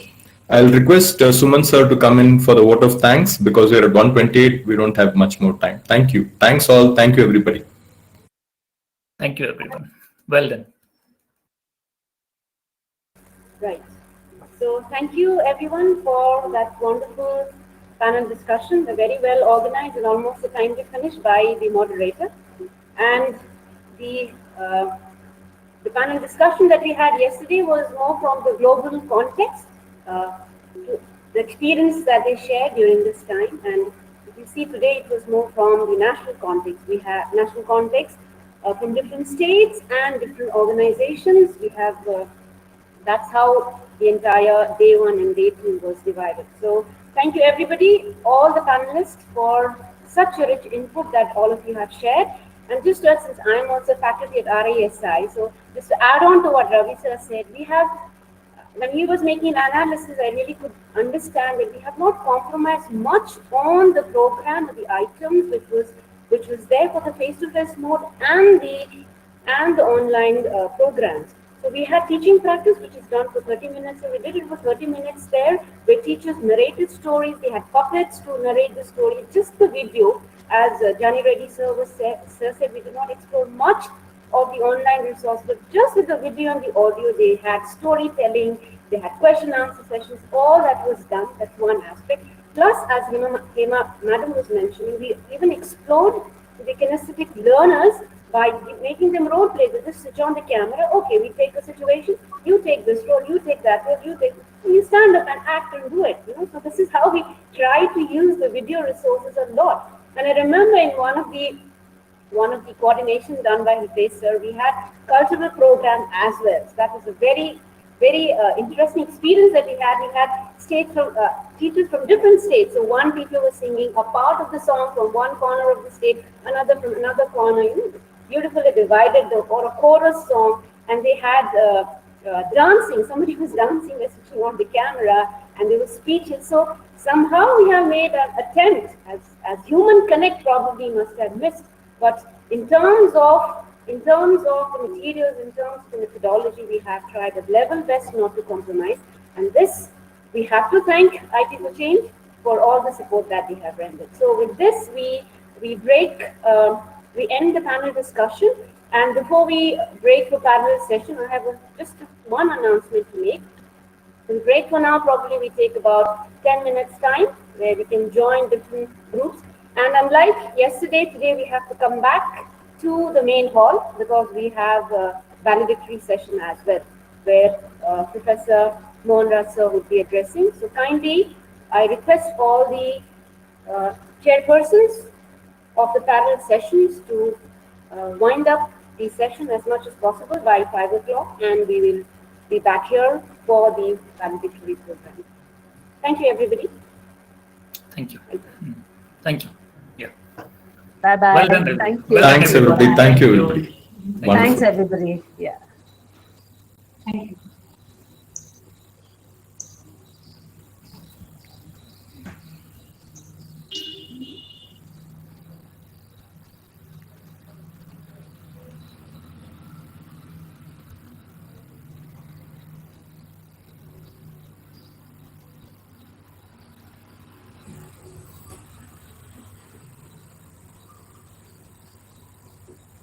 There's a link here, that group link. I click and go there on the chat box. Guru sir, shall I stop the recording? Yeah, you can. Yes, you can. Thank you. Thank you. Thank you, Pooja. Bye. Thank you. Can you share that link where we go to different sessions here? Yeah, we'll put it in the Telegram group right away. We can share here also. I'll put in both. I'll do in both. Yeah.